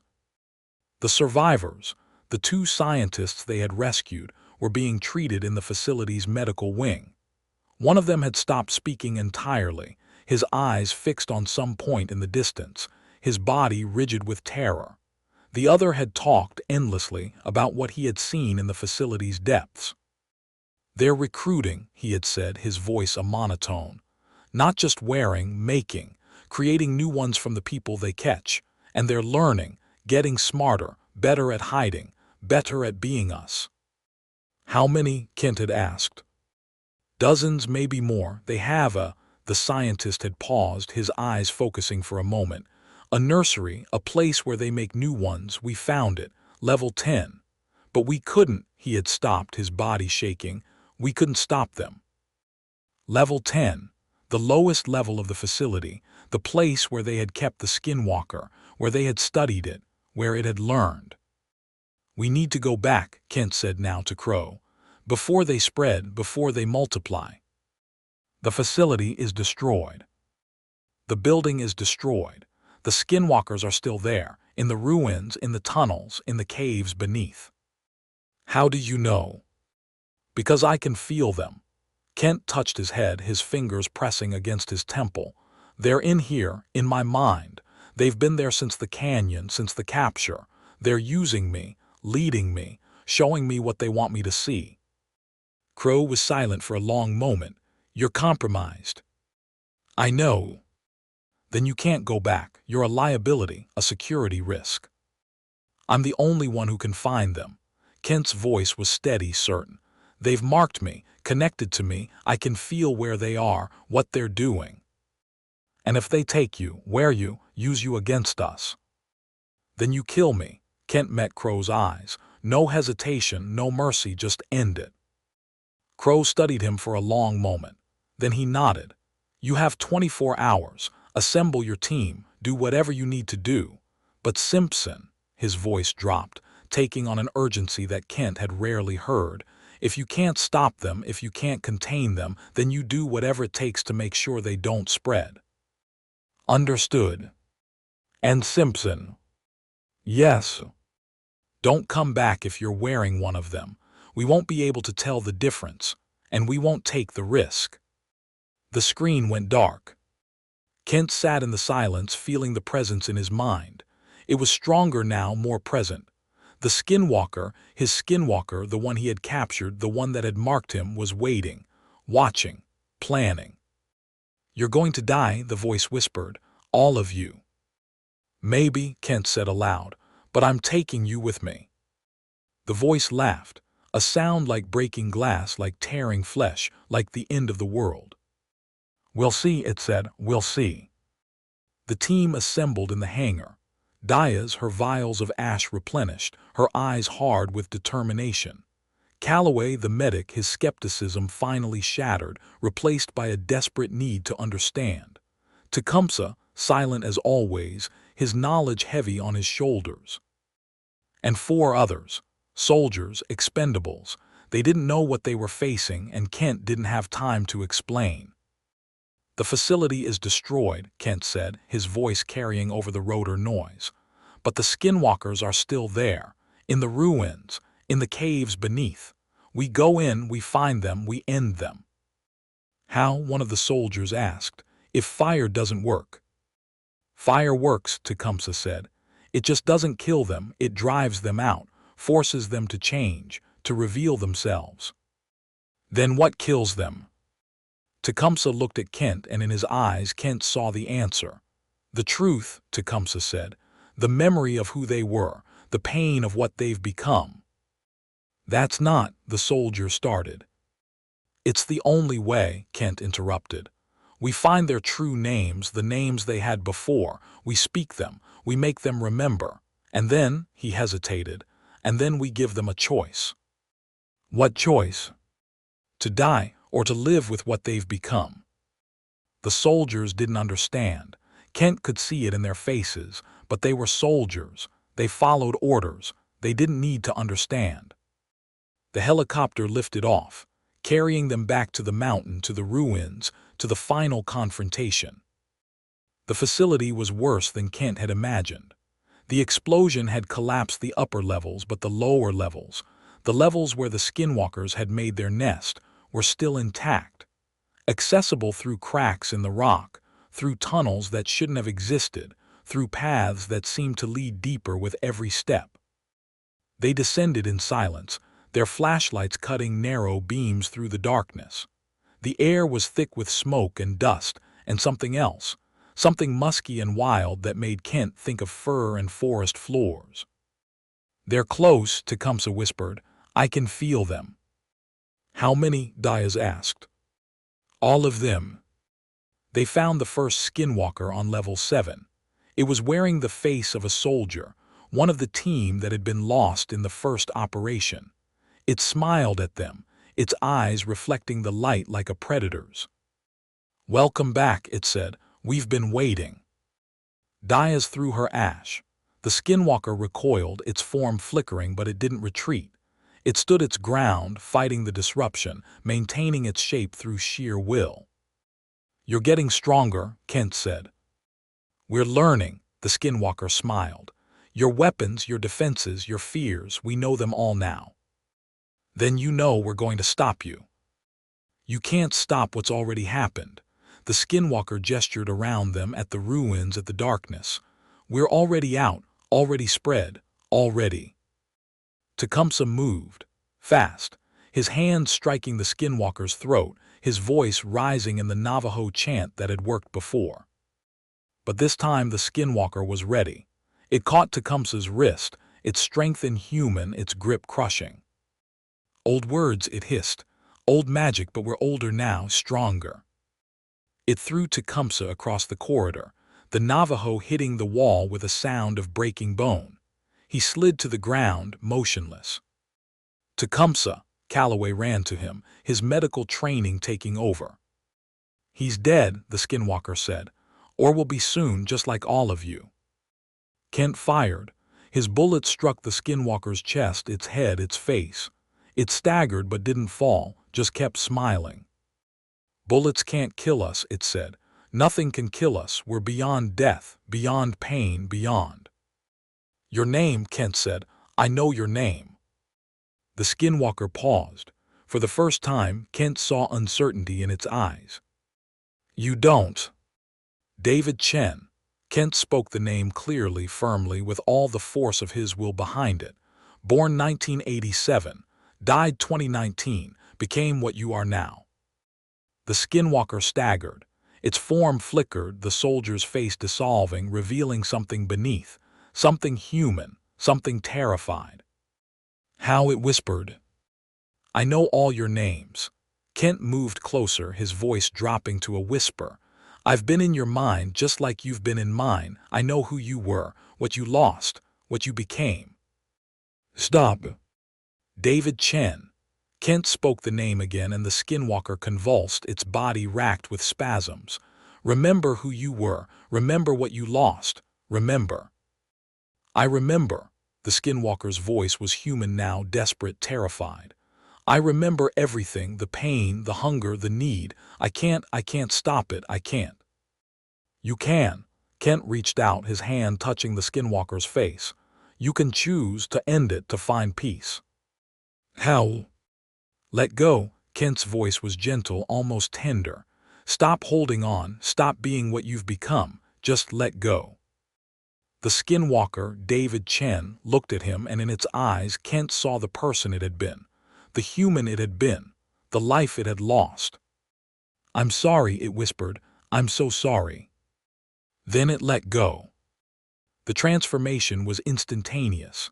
The Skinwalker's body collapsed, dissolving, the fur and claws and monstrous features melting away like snow in summer.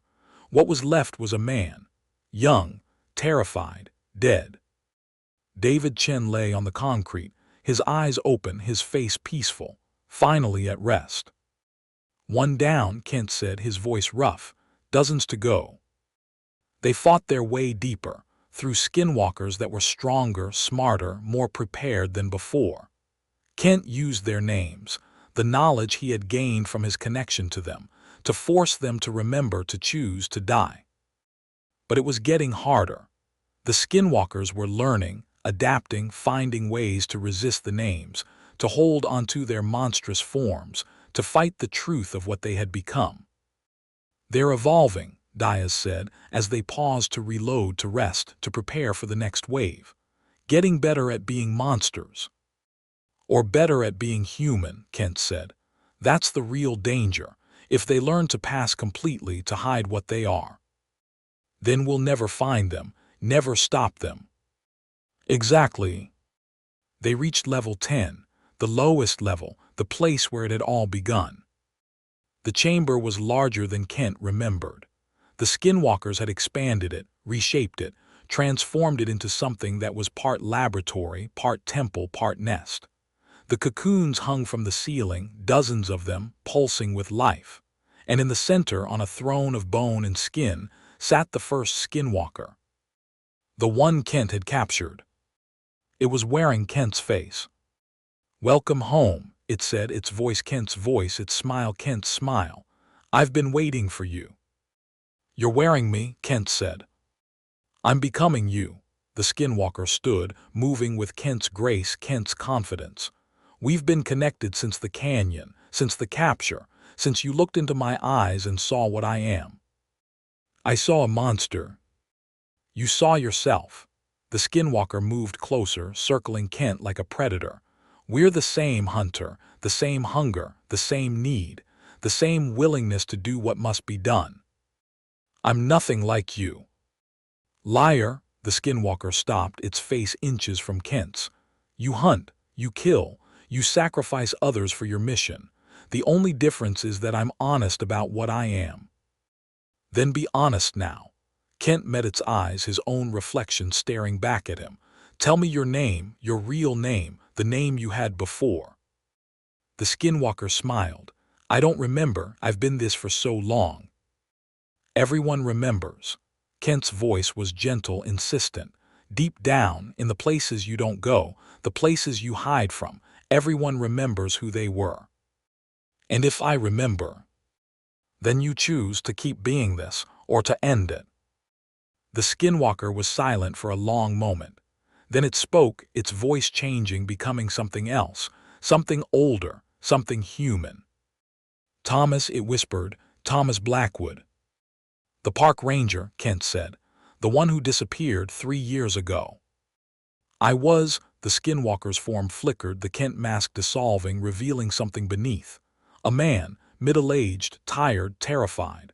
I was checking trails in the Utah Canyonlands. I found something, a cave, and in the cave. You found them.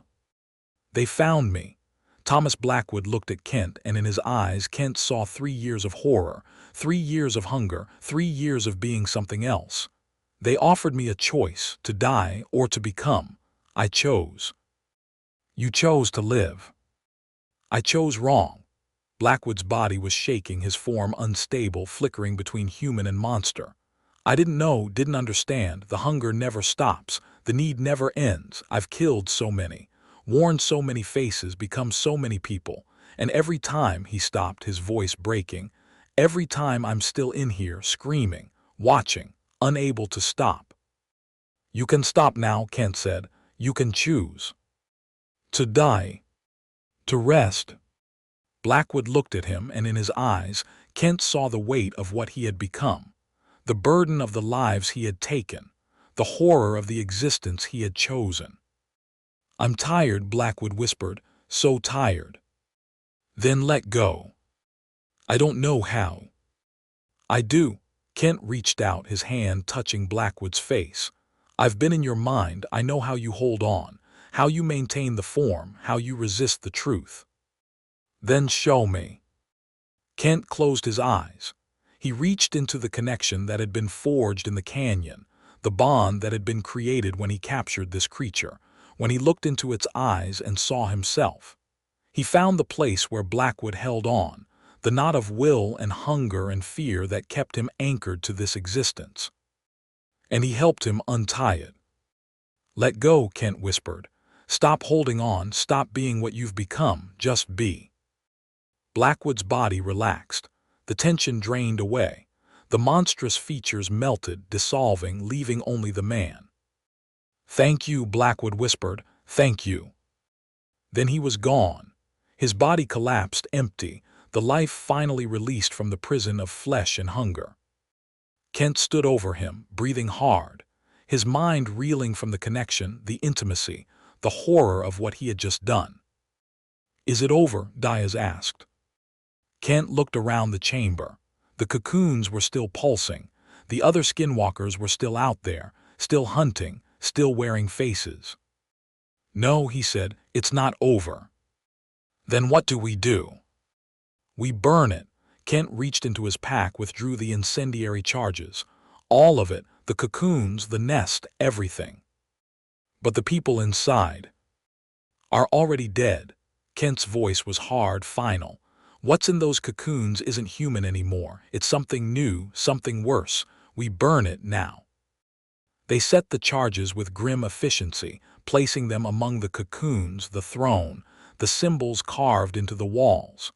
The other Skinwalkers didn't interfere. They were leaderless now, confused, their connection to Blackwood severed. Timer set, Diaz said, 5 minutes. Then we run. They ran. through corridors that were collapsing, through shadows that reached for them, through a facility that was dying around them. They reached the surface as the charges detonated, a series of explosions that shook the mountain, that collapsed the lower levels, that buried the nest beneath tons of rock. The Skinwalkers were trapped, buried, destroyed. Or so they hoped. The helicopter took off, carrying them away from the burning mountain. Kent sat in the back, his eyes closed, his mind empty. He had done it, had destroyed the nest, had freed the Skinwalkers from their existence, had ended the threat. But at what cost? The connection was still there, the voice was still whispering, the presence was still waiting. "You're still here," Kent said, not opening his eyes. "I'm always here," the voice replied. "In your mind, in your skin, in your soul. I freed them, the others, I gave them peace." "You gave them death," the voice was amused. "But you didn't free yourself. You're still wearing me, still carrying me, still." "I'm not wearing you." "Aren't you?" the voice laughed. "Look at yourself, Hunter. Look at what you've become." Kent opened his eyes, looked down at his hands, his skin. It was wrong. The texture was wrong. The color was wrong. The way it moved, the way it felt, the way it connected to the flesh beneath. "No," he whispered. "Yes." The voice was his own now, coming from his own throat. "You've been wearing me since the canyon, since the capture, since you looked into my eyes and saw yourself." "That's not true," the voice laughed, and Kent felt his own mouth moving, his own voice speaking words he didn't choose. "Look at your team. Look at their faces." Kent looked at Diaz checking her equipment, at Calloway tending to the wounded, at the soldiers staring out at the mountains. They all looked afraid. Of him. "They know," the voice said. "They've known since you came back from the facility, since you started speaking our names, since you started wearing our faces." "I'm not." "You are." The voice was gentle now, almost tender. "But it's okay. It's better this way. We're together now, forever." Kent felt the change happening, felt his body shifting, transforming, becoming something else. The Skinwalker was taking over, using him, wearing him. And he was letting it happen. "No," he whispered. "Yes. I choose." The voice paused. "Choose what?" "To end it." Kent reached into his pack, his hand finding the item he had kept hidden. The vial of ash, the last one, to let go. "You can't." "I can." Kent opened the vial, poured the ash into his hand. "I choose to die, rather than become you." "No," the voice was desperate now, terrified. "You can't. We need you. I need you." "Goodbye." Kent pressed the ash against his face, feeling it burn, feeling it disrupt, feeling the Skinwalker scream inside his mind. The transformation stopped, reversed. The Skinwalker was forced out, expelled, revealed. It stood in the helicopter, separate from Kent now, a creature of fur and claw and amber eyes. It looked at him with hatred and hunger and something else, something that might have been respect. "You chose," it said. "I chose." "Then I choose too." The Skinwalker moved fast toward the helicopter door. "I'll find another, someone weaker, someone who won't fight." It threw itself out, into the void, into the mountains below. Kent watched it fall, watched it disappear into the darkness, and felt the connection finally sever. The voice was gone. The presence was gone. He was alone. Truly alone. Kent, Diaz was beside him, her hand on his shoulder. "What happened? What was that?" "It was wearing me," Kent said, his voice rough. "But I got it out." "Is it gone for now?" Diaz studied him, her eyes searching his face. "You're sure you're you?" "I'm sure."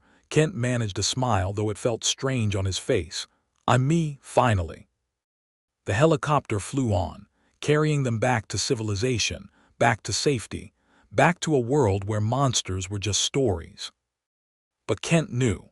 In the deep places of his mind, in the darkness of his memory, he knew. The Skinwalkers were still out there, still hunting, still wearing faces. And someday, somewhere, they would find another way.